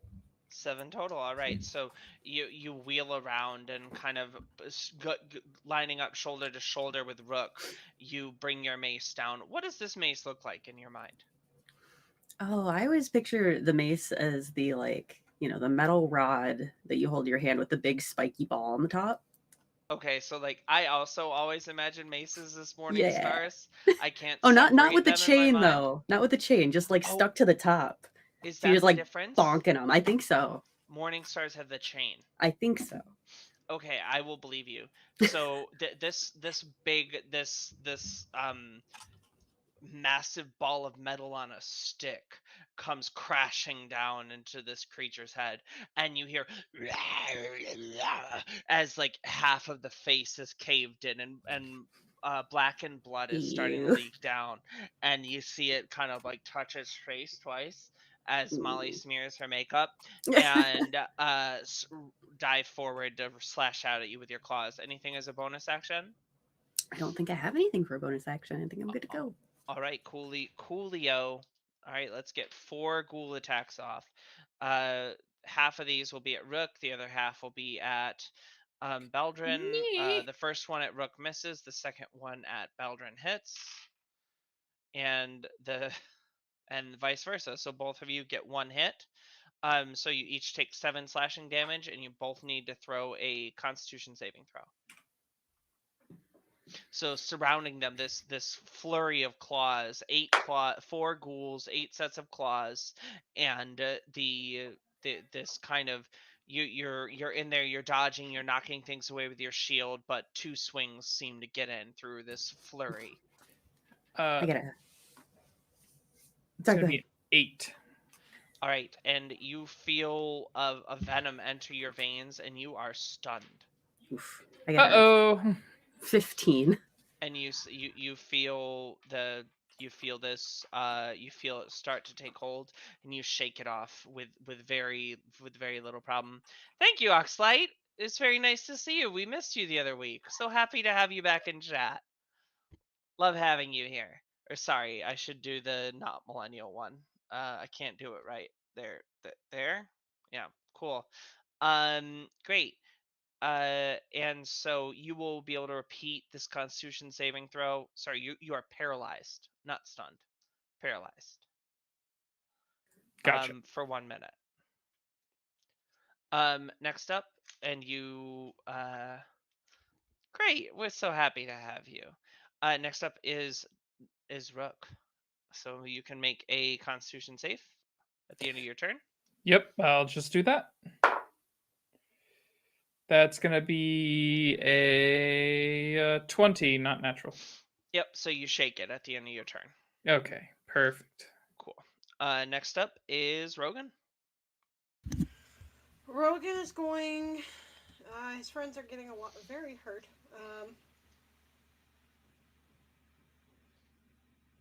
Not very. They're getting paralyzed, which is bad. I mean, Beldrin's down to half already. How many? Dear ghouls are Kobold there? Press, 4? Paladin when? Sorry, back to you, Rogan. Okay. Rogan is going to cast Scorching Ray. And he's going to cast it at. There's 4 ghouls currently attacking. Yes. He's gonna cast one at one that looks the most injured. Okay, That- there's one that has its kind of like half of its skull caved in. And then 2 at a second source. Okay. And that's 2d6 per Scorching Ray or 1d6. Well, first attack rolls. Yeah. So the first one is a 24. Hit. The second one is a nat 1. That's not going to hit anything. And the third one is a 15. So then roll me. So 2 will hit. Roll me 2d6 and then 2d6. So for the first one, it is 8 points of damage. All right, wicked. So then- this first beam of fire arcs past Rook. Rook, you feel like as you're shaking off this toxin, kind of what snaps you out of it is this tremendous heat burning right by your ear. If there was any hair on that side of your head before, there's definitely not now. As it buries into this creature with a caved in skull. And mark 1 for Rogan. Next Right. damage was 5 on the second one. 5. Okay, cool. And the other and another ray kind of just moves past Beldrin. Definitely a little bit of burnt hair on that one. So like the smell of Avernus, there's a lot of like brimstone, and like as soon as you like start to like as you're like happy that you killed this, you feel a bug land on your shoulder and sting you. Ow. It doesn't do it's not like any damage, but like you're getting the chance that you're getting the idea that oh right, I'm in hell, like nothing is going to be good here, everything No. is going to be undercut. As well as you see, Nori has a small group of biting gnats swarming around their face. Rude. And as they're swatting frantically to get them away, They. He. Nori's he. Yep. What does Nori do? It's your turn. I probably once I'm done smacking myself in the face, I am probably going to see if I can offer some aid up to Beldrin by removing some of the foes surrounding them, since I helped out Rook on the last turn. So Nori takes out a wok and starts making a Vietnamese noodle dish. Sorry, Thai noodle dish. Sounds delicious. The wok made of silver. Can I give him A the old silvered wok. Yes. wacky Canonically, wacky? yes. I've rolled a 16. Hits. Hits, I would think so. Let's do the fun dice rolling again. The digital dice rolling. It is not near as much fun as rolling real dice. I didn't know that you had used real dice in this campaign. Thought you I were did before I was traveling, and then when I started Ah. traveling, I Dice sound very easy to lose in luggage. really they do. That's 11. Math is out of hard. 4d6, you got 11. That hurts my I heart. rolled a 1, a 4, a 3, then a nice one. Woof. And so this arrow comes out with startling accuracy, as it is wont to do from Nori. Just a few bugs riding the tip of this arrow as it buries itself in this creature. Top of the order, Beldrin. Oh, sorry, I was going to take a drink, but I won't. Okay. Well then, I suppose it's time to mace things up again. I feel like we're doing all right. If we can keep taking them out, we can heal after, right? Famous last words. 17 to hit. And Hits. using the +1 mace again, and I rolled a 1. And so now you actually get it's a 2. Yeah. So with a +2 Warhammer, for but it just been a strength. 1. That's true. So yeah, that would be 4. More damage. Yep. So as you bring your mace down on the head of this creature, and it's you had done such a nice job caving in the skull of the last one. You said, "Heck, let's go for it again." And you miss the head, but you crumple down the shoulder, and this creature, you sort of like end up like gyro meat, kind of like carving off the side of it. You just carve down the side of this creature and it topples over in that Gross. direction. So we are down to 2 ghouls. The ghouls will turn on you after seeing you turn their friend into sandwich meat. And they will swing out their little bony fingers at you.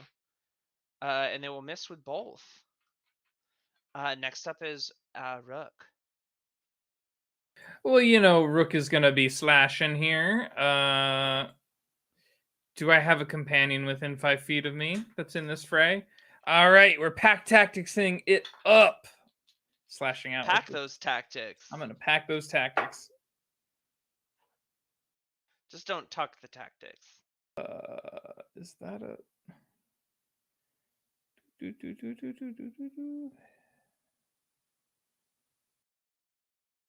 Is that a 1? No, that's a 4. Okay. That's going to be a 11 to hit. That will be the first miss of the session. Oh, no. Okay. So Rook arcs out as these creatures start to claw into Beldrin. Rook arcs out with his sword, and one of these biting flies that had ridden the arrow in with Nori has just landed in his eye, and he is just a little bit too watery in the eye, and just swings wide right.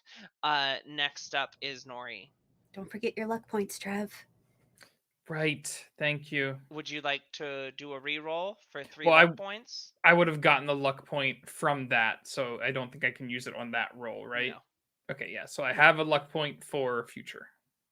Wicked. And this is for a reminder for those of you who are newer to the Tales of Valiant system. There's no inspiration in Tales of Valiant. You can get up to 5 luck points. You can spend any 1 or up to 5 luck points to give yourself a plus X modifier to a roll, or you can use 3 to give yourself standard advantage. So does Trev Rogan, have 2 because he failed, or they failed the Constitution save? Or is it only yes. attack rolls? Nope, it's attack, skills, and throws. It's Cool. any d20 test. All right. Well, I will keep those because I can save them for the next roll. All right, cool. Rogan, you're up. Rogan is going to. He's gonna cantrip firebolt one of the ghouls. All right, this one that has a little bit. There are 2 left, and so you look at the one that's sort of starting to climb up Beldrin's back, and Yeah. is trying to like dig his claws into it, and you unleash this bolt of fire. Yes. Let's hope we don't hit Beldrin. That's. I think falling at off the table. I think at a 3rd level magics, you're probably good enough to not hit your friend with a cantrip. That's good. 12 to hit. Hits. That is me to beat it. Okay. That's 15 damage. All right. So you see this thing starts to crawl up Beldrin's back, and you bury this. It chars. Nori, you're up. Chars out the side of this creature. It's kind of like Wile E. Coyote when they get a hole right through the middle. 100%. Well, I'm feeling, it's almost a bit boring. I just keep doing the same thing over and over again, but it does seem to keep working. So Rogan's right there with you. yeah. So I guess I'm pulling out the short bow again, seeing what we can hit. Cool. That is a 13. Hits. Oh, thank goodness! I was really worried after.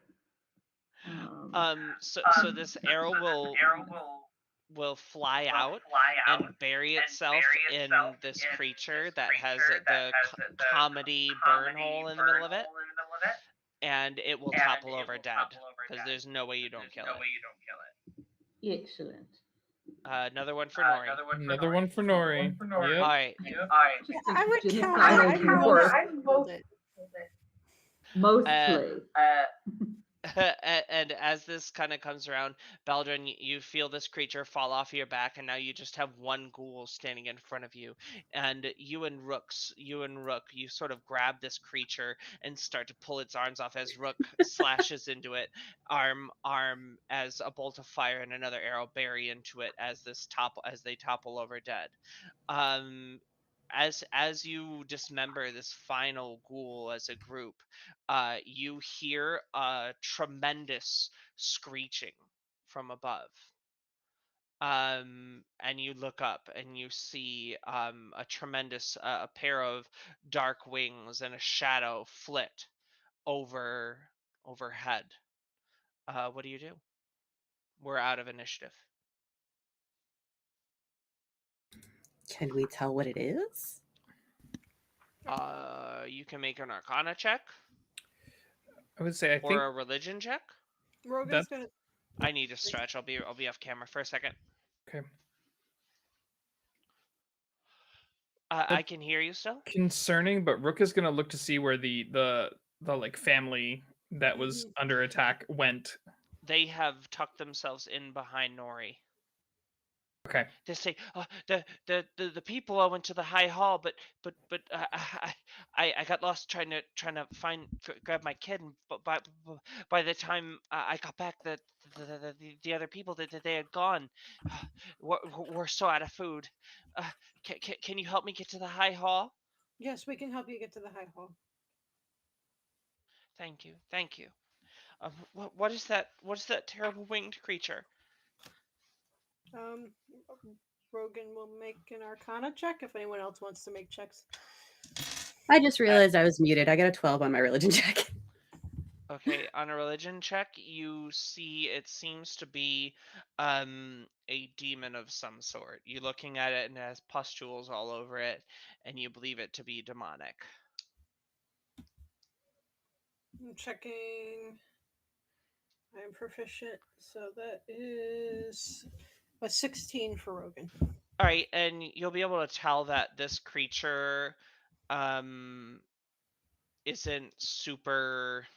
like built to be super strong, but it can definitely pack a punch, and you think that it might be a little bit above your pay grade. Okay.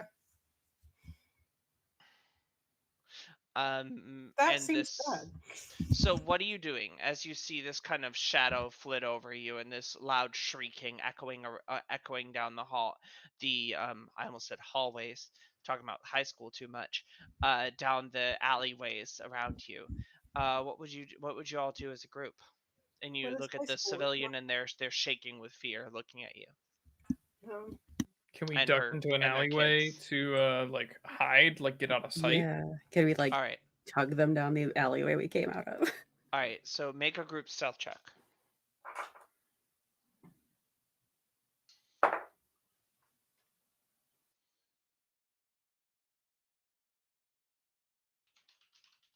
And you can just shout out what you got. 18. 8. 14. 14. All right, cool. So, you see this creature flit around, and who got the 8? Beldrin. All right, and Beldrin, you hear a telepathic voice enter your head, and it says, "Oh, what is the point of all of this? I hunt you, I kill you, I kill a demon, I kill a devil, I hunt a devil. What is the difference? What is the point of all of this?" I'm guessing it's not a voice I recognize.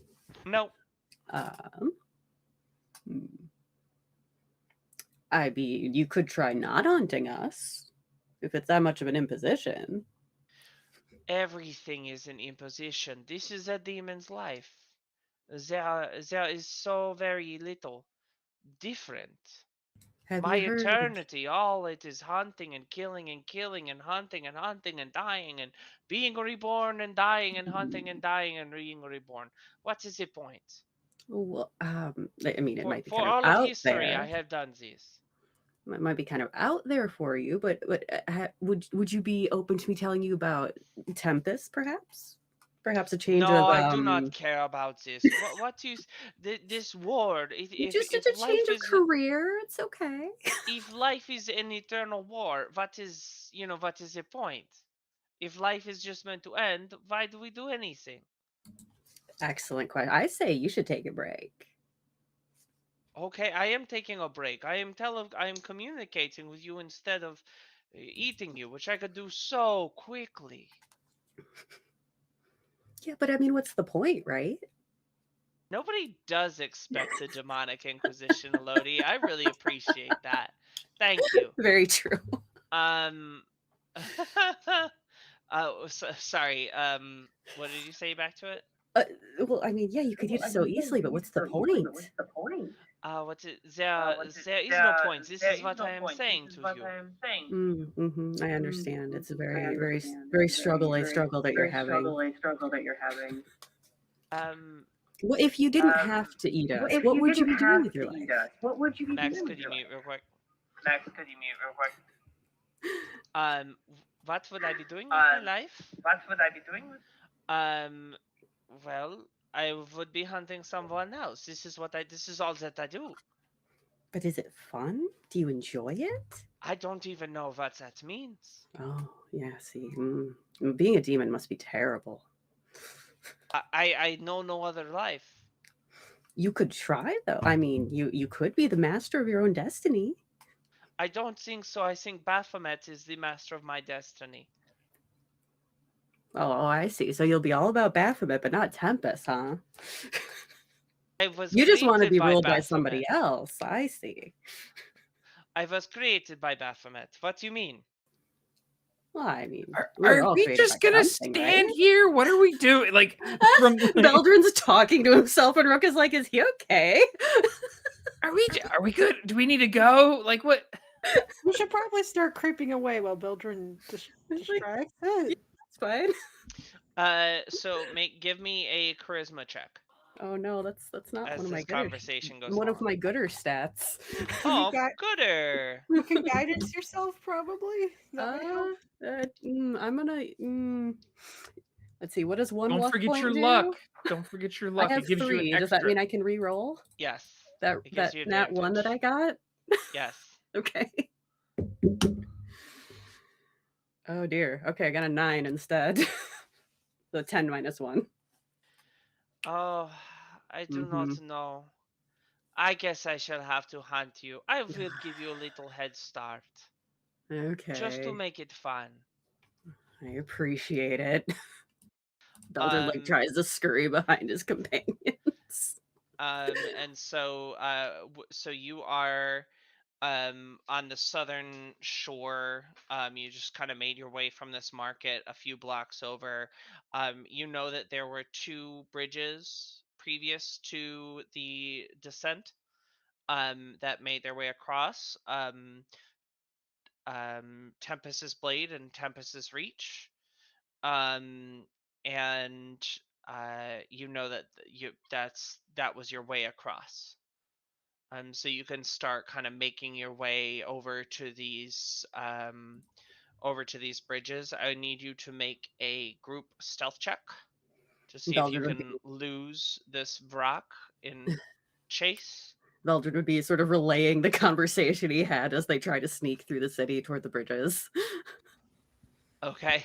And so you're like, See, Rick, this and is then what you could have done. and Look, then the it doesn't Vrak. want to be a demon. Maybe we could persuade it to not be a demon. And as you're going along, you see this tremendous spout of flame pop up in front of you.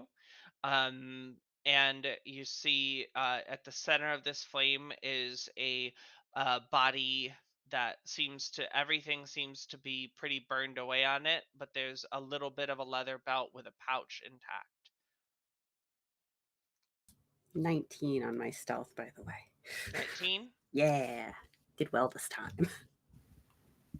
17 here. 17. Rogan, what do we get? 21. 21. 19 for me. All right, cool. So you think you are able to lose it in the alleys in the back ways. Um, So as what's you arrive to the southern bridge, Tempest's Blade, you Beldrin will remember that this bridge has historically was known for being infused and gifted to Eltrell by Tempest's faithful, and you remember that there was something magical about how it had gotten there, but you don't remember specifically. okay? Can I roll a history check or no? Would I still not remember? Sure. Okay. That is a 20, nat 20, because I don't have a plus in Yeah. the history. So you remember that or early in your training as a cleric, they had mentioned that, like, should the undead ever return, like, the bridges can be used as a safe spot. You just need to say this prayer. Okay. Does Beldrin know the prayer? Yes. All right, Beldrin says the prayer. So you see this, and you see this group of you remember those spiky creatures that had attacked you in the beer room? Those creatures, a group of them that were patrolling across the bridge seem to be incinerated in a holy fire as you see them move across, as they try to move across this bridge. All right, so here's the Um, plan, everybody. We're gonna live under the bridge. Move everybody under the bridge. And as you're standing there, and you're making your way to the edge, you feel again the city lurch beneath your feet and move a foot downward. And as you kind of make your way up to the edge of the bridge and you look over, you see a few hundred feet down. This city is suspended over the river Styx. The swirling, twisting, four-dimensional mass of magical energy that pours through the Avernian wastes. You see this. You see that the city is being held in place by those large hellfire chains, and it is being dragged slowly down into the river Styx, where surely all within the city will perish. And every minute or so, you feel it jostle a few inches further down towards the river. Oof. Rogan goes, did I mention that I read a lot about the River Styx last night? Anything about how to not drop a city into it? No, but I learned interesting things about the equinox. Oh, great. So you see, as you're starting to move across the bridge, you see spouts of fire pouring out of the far side of the city and the close side of the city, the side that you had come from, and you see kind of at odd intervals, if it weren't 130 degrees and disgusting windy sand somehow eternally blowing in your face, it would be kind of cool to see this kind of arcing bits of flame coming down from the sky, and the shocks of purple lightning occasionally striking the earth from, or striking the ground from this solar incendiator, what used to be known as the companion. And as you make your way across the bridge, you can either make your way down kind of a back road, you can take the alleys, or you can make your way over to kind of like a central park and try to weave your way through the central park. What would you like to do? The park sounds pretty pleasant. We've been doing so many alleyways lately. Yeah, let's take the park. Why not? We are in Yeah. hell though, so there's no such thing as nice things. Yeah. Let's give it a Well, try. comparatively, it's all relative, right? Fair enough. So you make your way through, you weave your way through the side streets and make your way to the central promenade. And as your first look at this long, mile long park that runs down the center of the city, you see a tremendous army standing all at attention. And you pull back and you hide and you take a deep breath and you poke your head out again. And they're still all exactly in the same place. And as you kind of focus your eyes, and Rogan kind of brushes the dust off of his glasses, um, you're able to focus on it, and you see a number of dark iron spikes running up through the corpses of fallen hell riders that seem to be aligned by whatever force put them there into a rank formation.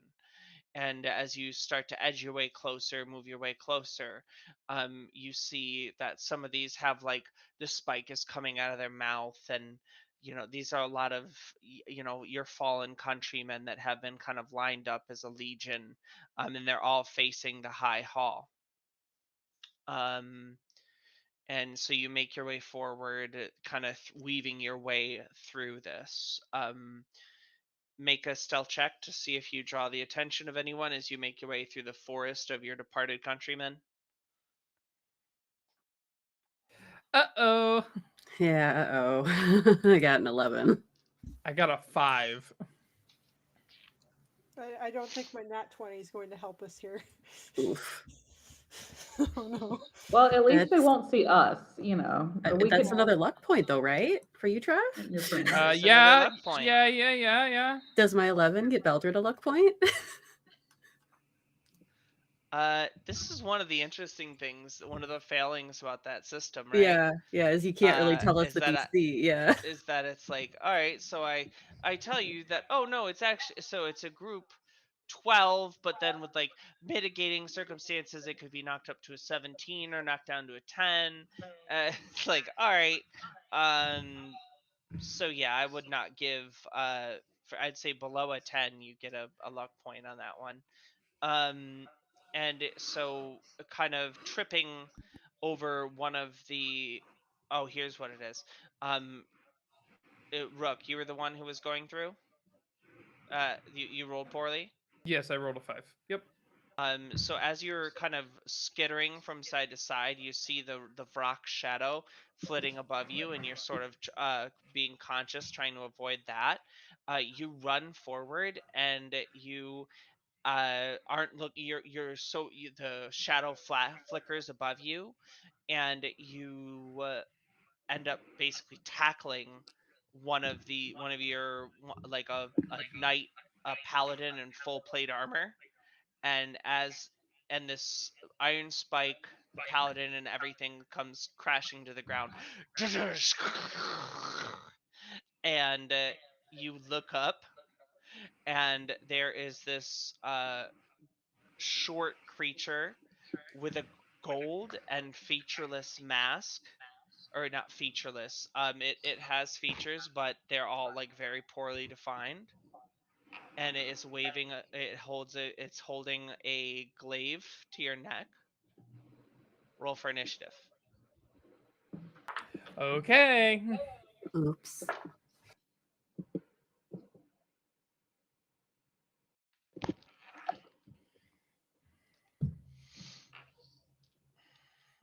All right. 20, 25.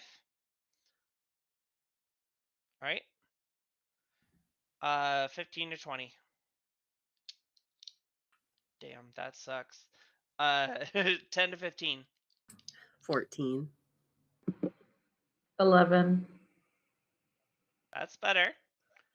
It wasn't a 1. And then we have let's see. And then what do we got left? 6. 4. Rook and Rogan, the two R's taking up the rear, interestingly. So this creature, as you're kind of lying prone there, will swing out with its weapon. I'm not going to give you a prone condition to start. That doesn't feel fair. You're able to kind of square up before that. Let me get this stat block together, because I just rolled this encounter. All right, so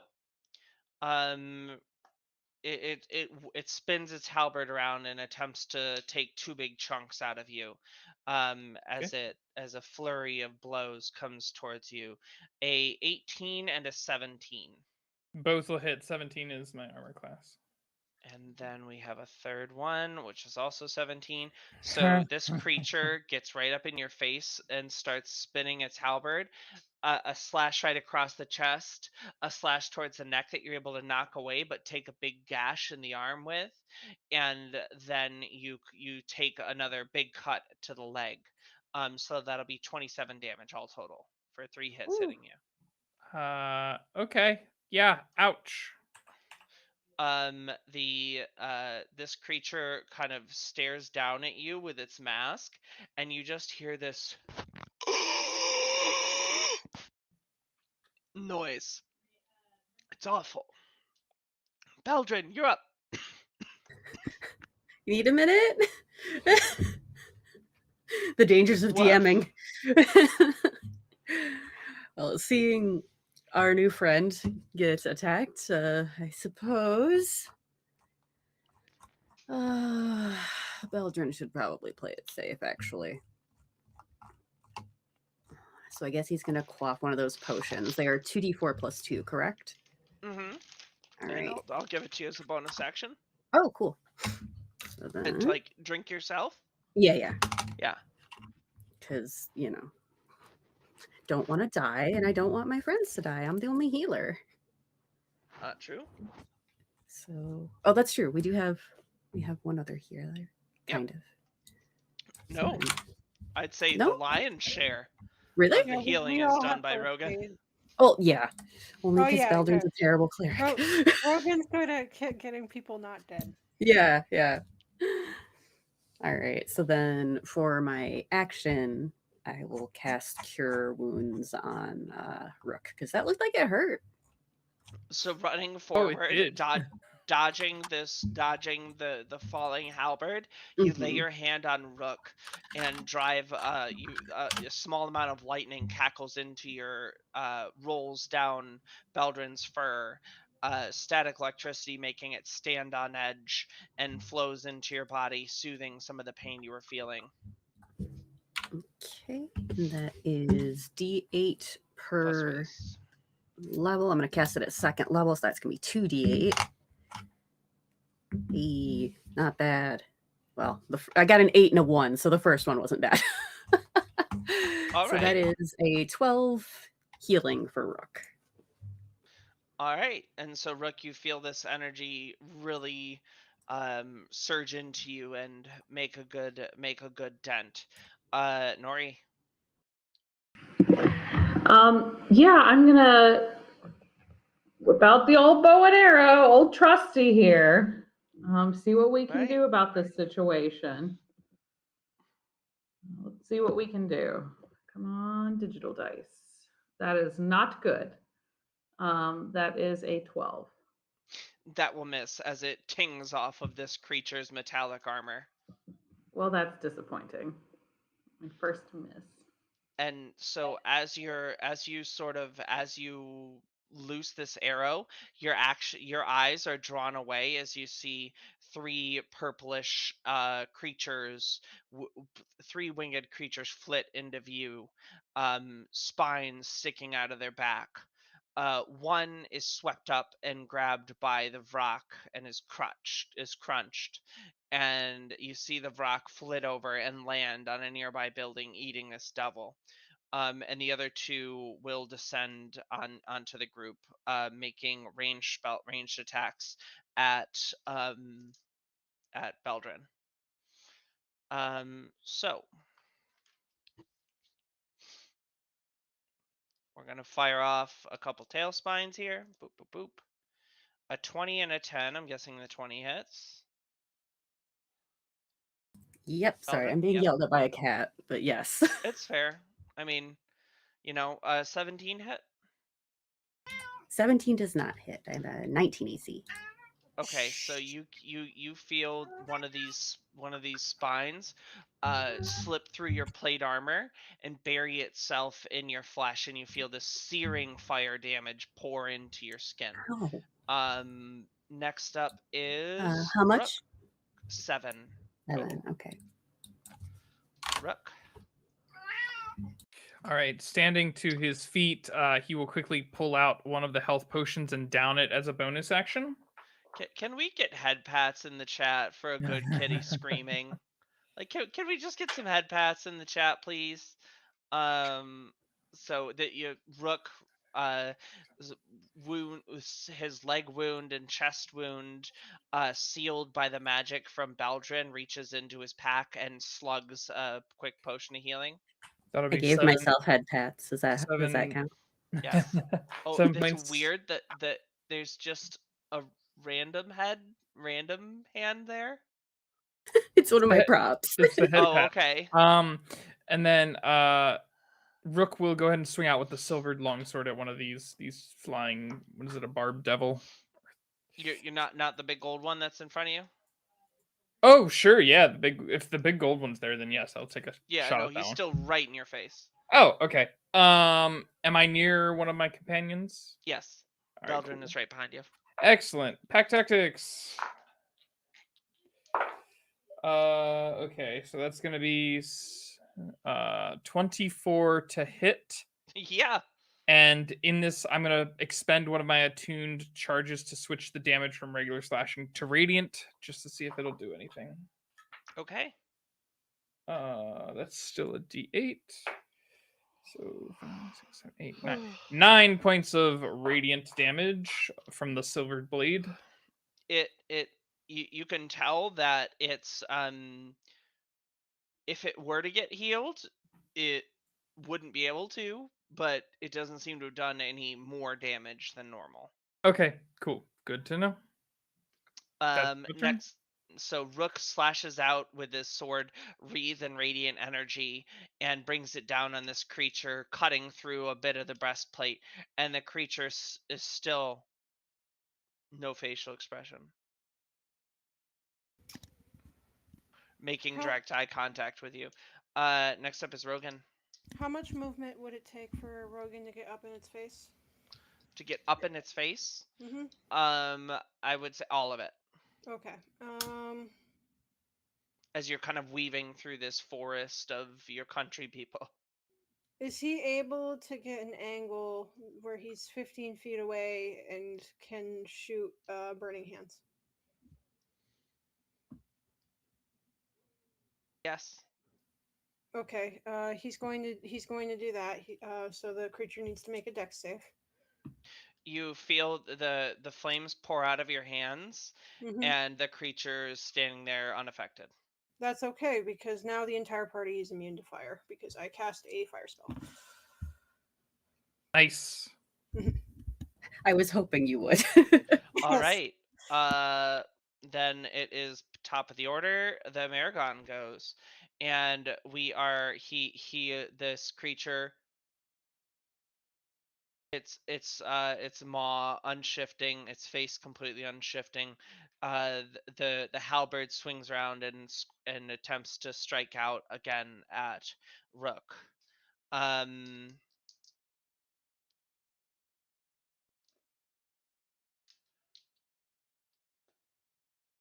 Oh my gosh, all of them were above 20.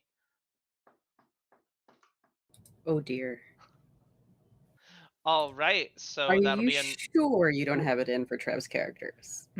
Were any of them natural 20s or were they? no, none of them Okay, were good. So natural at least you 20s. didn't crit. So that'll be another 27 slashing damage. As this halberd again cuts into Rook.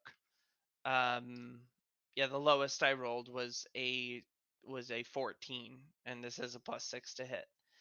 I am hurting. So this steps forward, and you see Rook is badly cut up. Next up is Beldrin. All right. Geez, Beldrin's not doing the best either. So I guess if I can do the same second verse, same as the first verse, chug my other health potion and cure Rook again. Okay. Let's see. Let's do a third level this time. And Beldrin, you look up, and the Vrak is finished with its snack. Oh dear.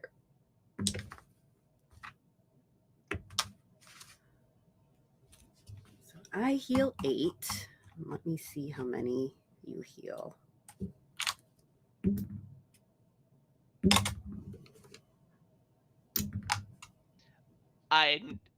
I actually, out of character, I completely am not going for a kill here. Uh-huh.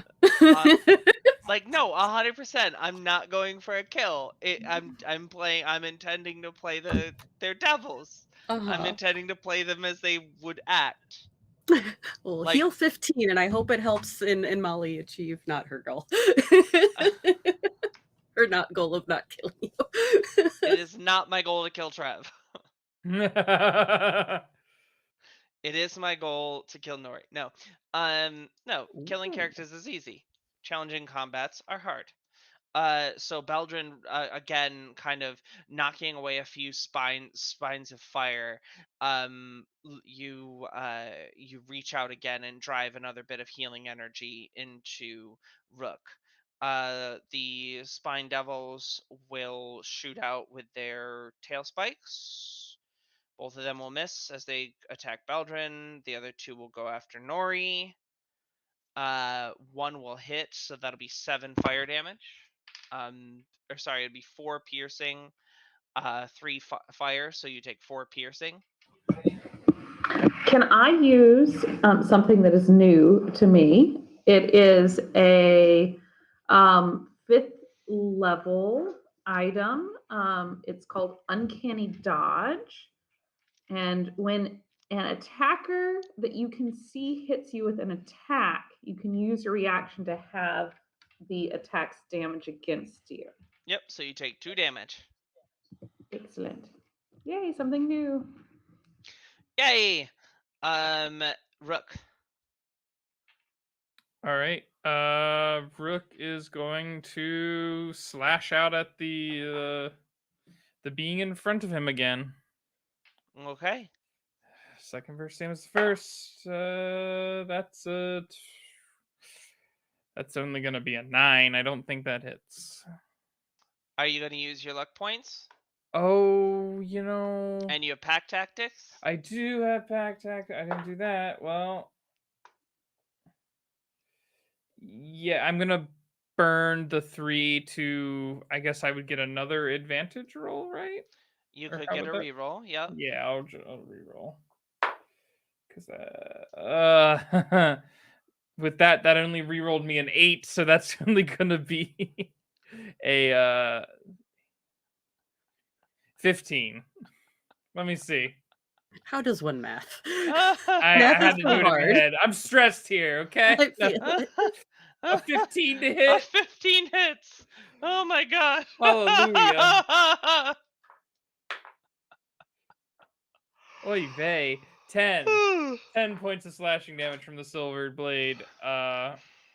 Cool. And then Rook's gonna down. And it No. seems bloodied. Rook You is not see gonna down this kind of thick oily ichor starting to drip from the wounds that you've carved into its chest. And- As it kind of trickles down over the golden plated armor and the red cloak that it is wearing. Rook just shouts out, "Could you stop?" And it is.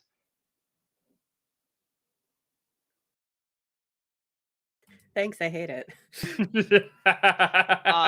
So next up will be Rogan. Rogan's keeping it simple. He's going to haste. He's going to haste Rook. Oh. So Rook, you now have a +2 to AC.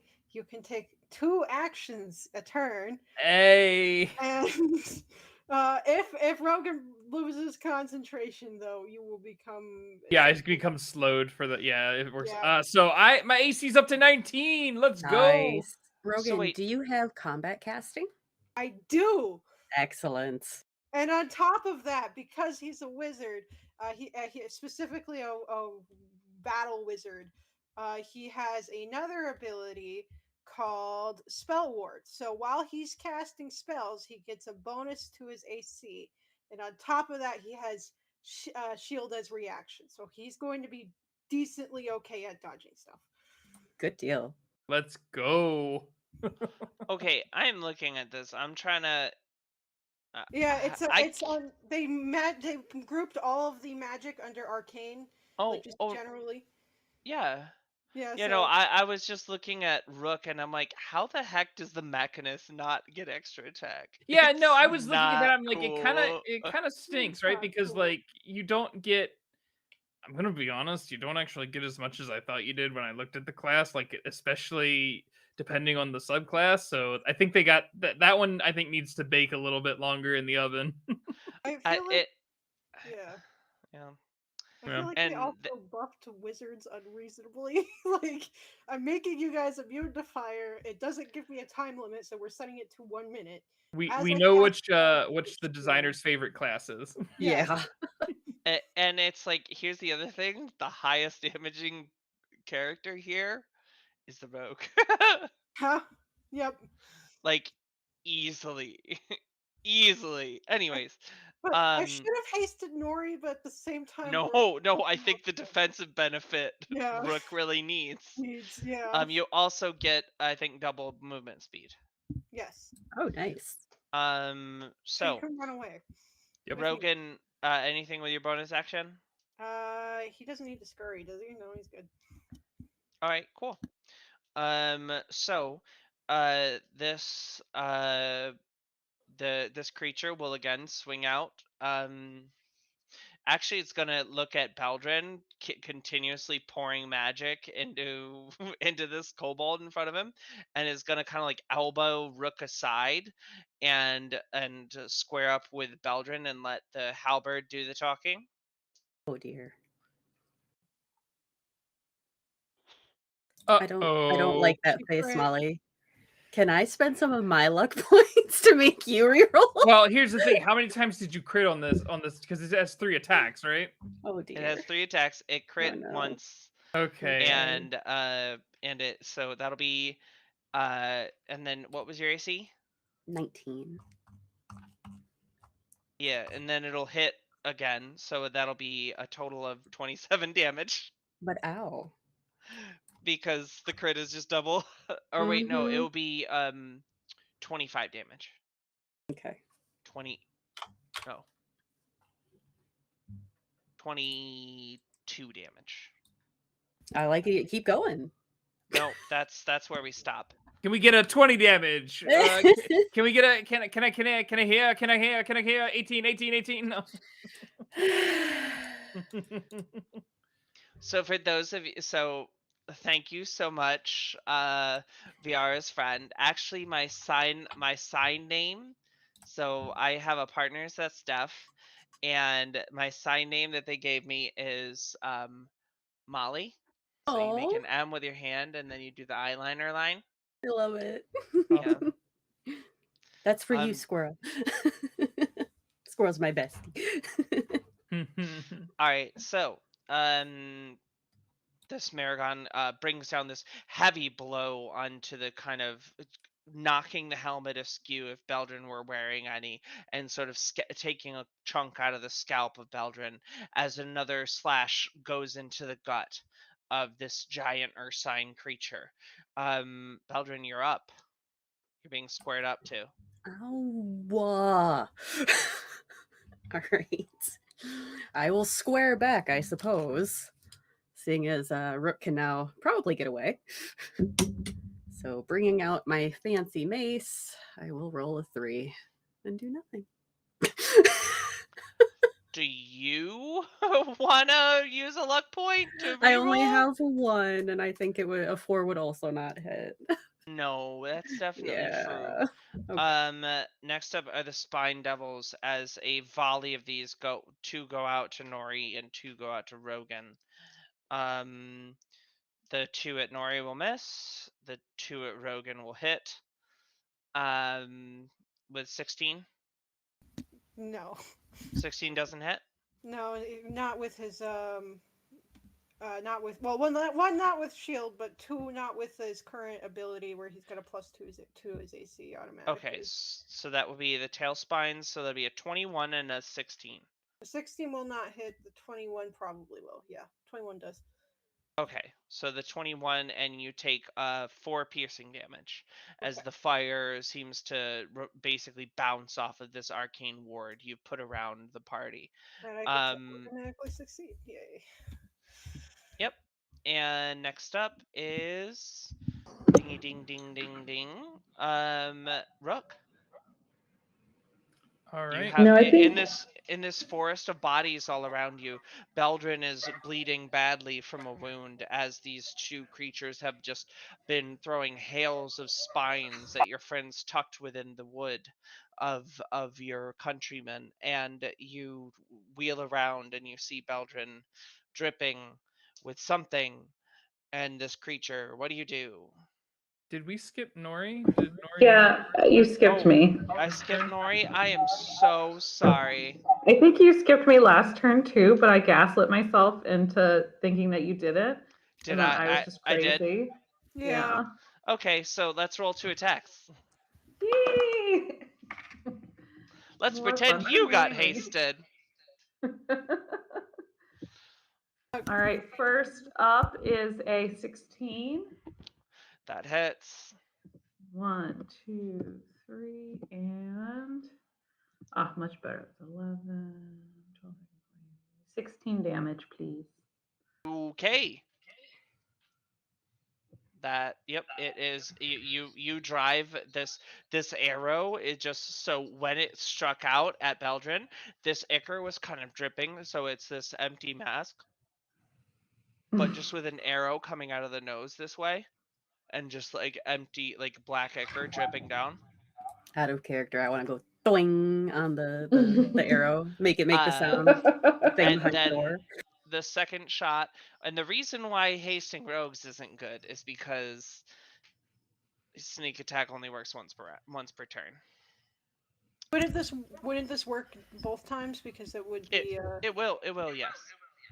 All right, so is he still up and about? He's not still down up. yet? He is looking ragged as he drives his halberd once more into Beldrin. And as you're Mm-hmm. kind of coming off of Belgian, attempting to rebuke him, you line him up in your sights once again, and It's a 21, which I suspect hits. definitely does. How do you kill this thing? And, well, I kill him. I pull back with my short bow, with a short bow, with a toss of my hair. Beldred, my friend, I'll be your savior. And that's another one for Nore as my arrow comes flying out and pierces him through his nostril. And so, with one arrow this way and one arrow this way, this emotionless mask topples over. Thank you, Nori. And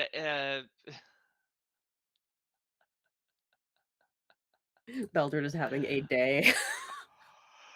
and these spine devils will have already made their attacks. And Rook, Okay. Max, always speak up. If I miss you, I tend to do that. I tend to just kind of like, oh, where's my yeah, next thing, okay. Just say like, hey, blonde, do your thing. Hey now. I was born blonde. I'm a pinky now. I'm officially bimbo swagged out. Let's go. All right. Okay. I listen. Bimbo inclusion. Hey, there you go. Thembo inclusion. We're here for it. Himbo inclusion. Yeah. Gender fluid bow inclusion. Gender fluid bow. Anyway, Rook is going to run towards one of the spined devils. Looking up at the rock though before he makes his attack, he's just, "Hey, do you know a bell?" And then like slashes 2 attacks into the one of the spine devils using the haste. And as you shout up at this, you see the Vrock looks at something in the distance and then like quickly like gets out. Okay. Row. So what did you do? I'm taking 2 attacks against one of the spine devils. All right, so you run forward into the kind of this corn row setup, this cornfield of your countrymen that you have set up. You dive through a row, knocking over another creature, and you swing out at it with your sword. So one attack is a 17 to hit. The other one Definitely. is a 10. Definitely. Well, no. Okay, well then I get 1 luck point on that one. Okay. That's going to be 6 points of slashing damage. All right. Cool. So you get 6 points on the first one. Yep. Next up is Rogan. Rogan's gonna come over to Beldrin and he's going to first aid Beldrin. So Beldrin, it's twice your con modifier. Thank you. And then in addition to that, he's going to palm. Can I palm Beldrin a health potion as a bonus action? I'm not feeding it to him. I'm just giving it to him. Sure. All right, Beldrin, I think you're out of health potions. Here you go. Thank you. Is Raya with us for this? You know what's funny is I just thought about that too. Yeah. And yeah, she is tangling with another spine devil off to the side. Okay. I'm like, she's just standing there watching us. She's like, like, "Oh, I these trained are them good well. They got recruits." it. Yeah. I'm No, testing them she on the is- job. She's with the civilians. They've been moving along the side of the park area, and you see as you look up, Rhea is over in a kind of collapsed storefront, driving her longsword through a spine devil that had the civilians cornered. Anyways, Rogan, you're done. The Maragon's dead. Beldrin. All right. So how many spine devils are left? 2. 2. All right. One is about half health. One is kind of dripping black ichor from the silvered sword that Rook drove through its wing. All right. Then I will turn to the other one that Rook isn't tangling with and mace it a question. Oh, that's an at 20. It's exciting. Roll that damage. I'm gonna do it. So is it 2d6 or is it 1d6 times 2? 2d6. All right. 4 and a 5. So that is a 9 plus 1 is 10 plus strength is 12. All right, so the other one will take you deal another heavy blow as you crush one of this creature's wings, and then it loses its flying speed as it kind of tumbles to the ground, but it still is flaring its spines at you. Nori, you're up. Oh, is a quaffing a potion a bonus action? Yeah, you will. right. You will just. You can take that if you All want right. to. Yeah, I'm gonna do that. Okay. Well, not to be repetitive here, but I'm gonna keep on keeping on. All right. Are you attacking Nori's One of the or Beldrin's or Rook's? I was going after Beldrin's. Okay. Just immediately racking up that kill count. Yep. Oh, that was not great. That was a 13. Beat it. Okay. These are not the hard enemy. Well, luckily on my 3d6s, I rolled 3 6s. So thank you, algorithm, for producing some maximum damage here. All right. So this creature, as it has tumbled to the ground, Nori draws a bead on it, and the arrow drives straight through the creature, pinning it to the ground as the ichor pours out of it. It's almost not fun anymore. It's gotten too easy. Yeah. Rook will slash into the final Spine Devil once more as Rogan unleashes a short barrage of arcane energy, collapsing the final Spine Devil in on itself. You get the chance to regroup with with the civilians, and as you get together in this kind of collapsed storefront to catch your breath and do whatever first aid need be done, you look up and you see in an arc across the sky a fiery horse burning through the night sky with its rider in full black plate mail moving across the night sky. On its lance is already skewered of rock, and it is in pursuit of another. And after a minute or two, you can resume your perilous trek to the high hall, knowing that the creature above is no longer there. Is there anything you'd like to do in that minute while you're waiting? Rook, you get first aid, so that's your double your con score. Can we Awesome. Thank you. tell what's riding the horse? You can make a. Are you proficient in religion? I believe so. I'm not actually. Huh. Why would a cleric not be proficient in religion? But okay. It Unless strikes I just me. didn't write it down. Oh no, I am proficient. I just didn't mark it. I wrote it Go down, but ahead didn't and make mark a it. roll. Okay. Nori, That is a 2 plus my 2, which makes a 4. You're not sure. It looked terrifying.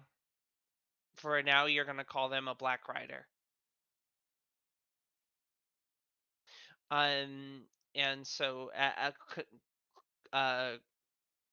confident in that this creature has slipped back down into the fray, you as the city shakes down for the first time from where you're standing, not thinking with your minds clear, you hear a large explosion hundreds of feet beneath you, and the sound of waves of armored creatures clashing against fleshy creatures, and these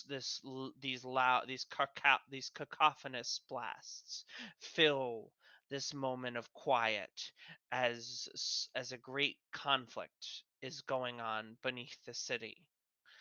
Um, Maybe a conflict that once was happening on the city has moved down to the base, the chains, where the chains meet the Avernian soil. And the devils and the demons are going at each other hard to try to claim Avernus and the souls on it as their own. Um, so hearing this, the quiet in the sky, um, what would you like to do? The High Hall is maybe a quarter mile away. You could make the run pretty quick. I think we want to get to the High Hall, right? Yeah, we That's want the to get next- these people safe. Yeah, let's get them to the High Hall. Let's regroup there, I think is the best bet. Okay, wonderful. So you make your way, you wind your way through the remainder of the the forest of Hell Riders, as it shall now be known.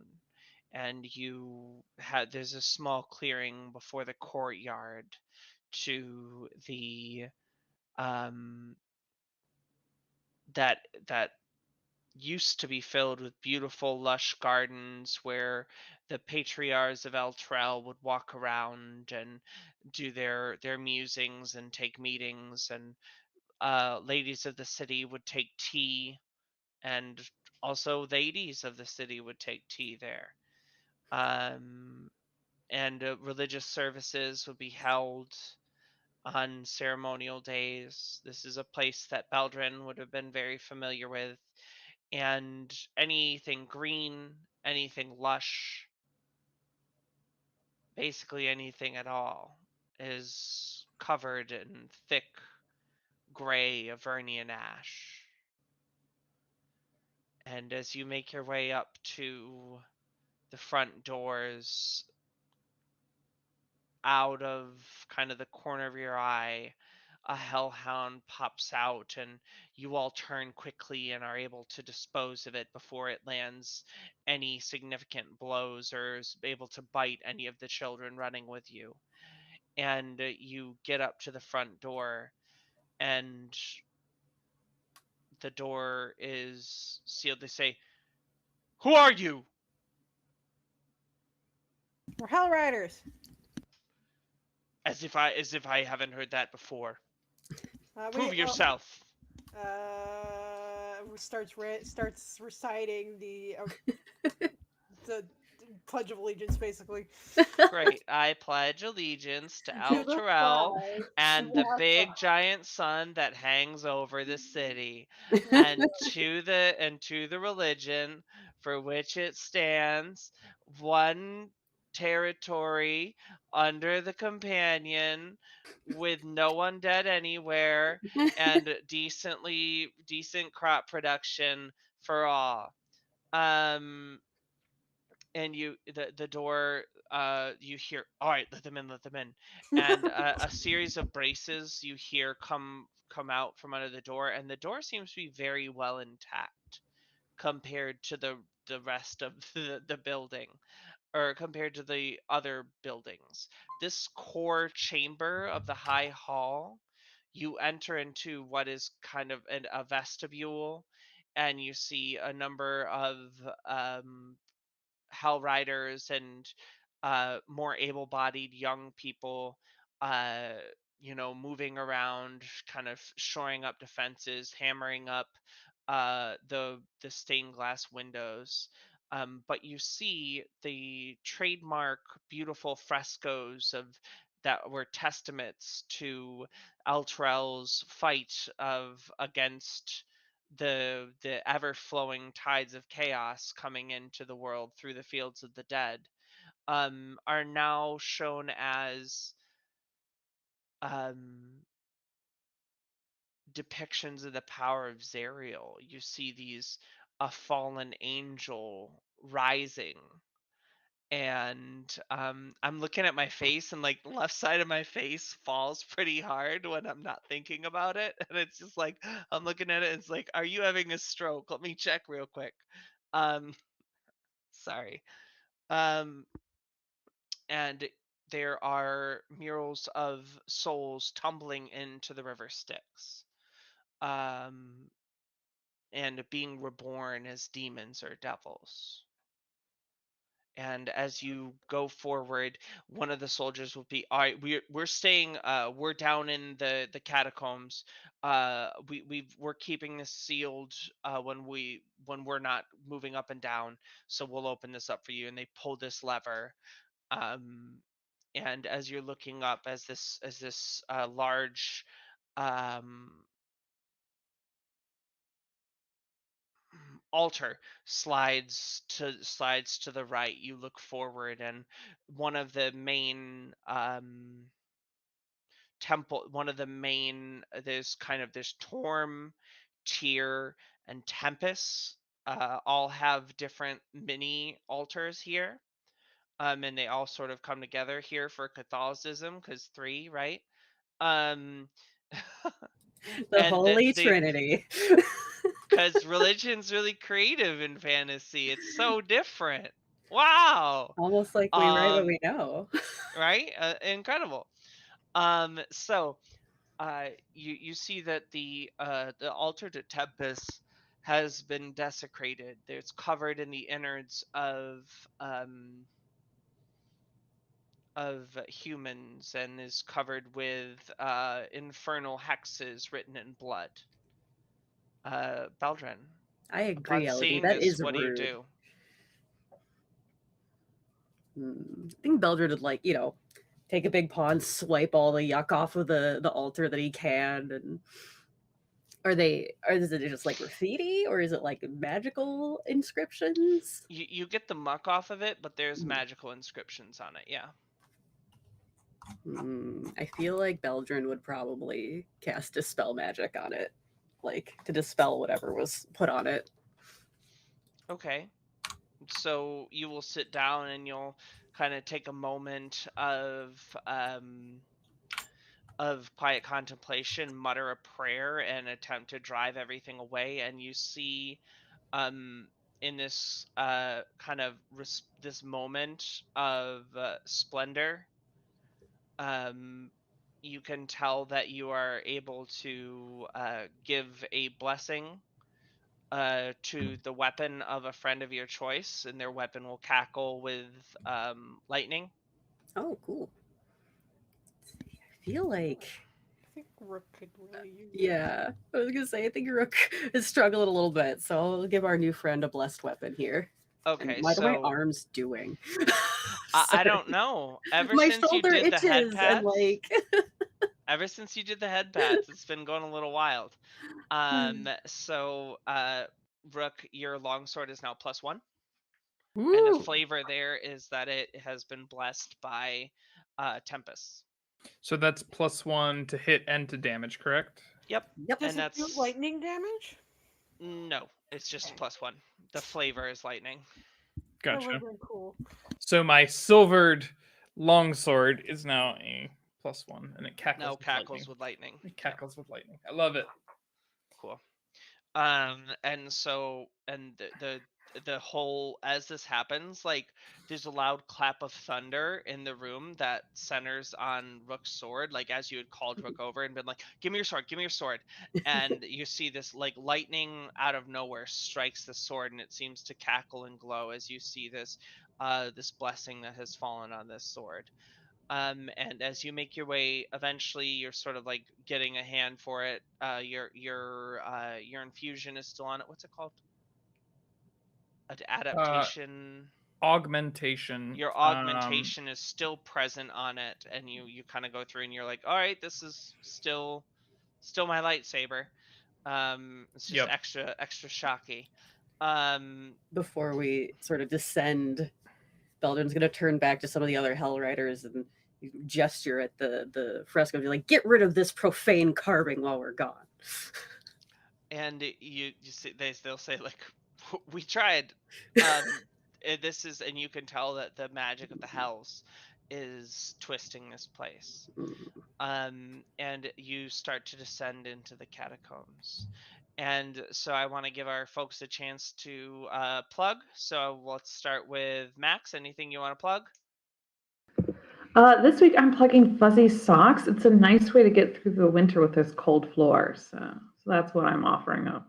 10 Not out gonna of 10. lie, I wore fuzzy socks with like the little grippy bits on the bottom today. Yeah, grippy bits are Favorite. plus. Grippy Yeah. bits are A plus. This is 100% down with my grandma era. Trev, what are you up to? What are you plugging? This week I'm going to plug sweatpants because they keep your legs warm when you're touching those cold floors if you don't have fuzzy socks to keep your feet warm. So definitely get yourself a nice pair of joggers, sweatpants, leggings, anything with just a warm interior. You know, it's cold out there. This week's episode brought to you by Warmth. Viara, what are you plugging this week? Well, I showed behind the scenes earlier. I always sit under a heated blanket when I'm at my desktop. So I'm going to plug heated blankets. Okay. Definitely get yourself some. Anywhere that we should be following you on socials, or Oh, are you doing yeah. any streaming coming up?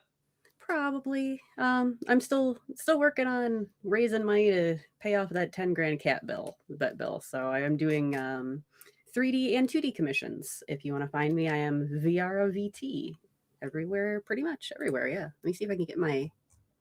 Does this work? Nope. Sorry. Ignore that. Carry on. So find Viara exclusively on MySpace and Google Plus. Exactly. Harmony, what are you pitching this There week? we go. I'd say if you have a fuzzy, keep them close for cuddles. They're nice for. They're just as cold as you are. I'd grab my fuzzy, but he's sleeping, and I don't want to bother him. He's currently on the bed with me. Wonderful. So again, I've been Molly. I've been your GM. On Saturday next week, we are participating in the Gender Federation's fundraising for a trans affirming healthcare clinic in Texas. So we are going to make sure that this goes off. We're going to be part of a raid train. We're going to be running a 3-hour game of from 3 to 6 p.m. EST of Monster of the Week, and there will be a era appropriate. It's going to be themed around the early 2000s. So there's going to be an era appropriate cocktail inspired by one of my Ooh. favorite sitcoms of the era. That will be presented just before we go on. So make sure that you check that out December 16th, 3 to 6 p.m. And I'm so excited to be sharing that with y'all. I'm so excited to bring that story to light. And obviously make sure you check out Thursday. Vigilantes Union, the Philly 5 is going to be going on. Make sure that you're checking out our YouTube channel for all things Vigilantes Union 13 and the Concord and Illuminati. And we're so excited for all the really cool things that are going on the channel these days. So thank you so much. And for all you new people tuning in for the first time, thank you so much. We love you very much. And we hope to see Woo. you next week.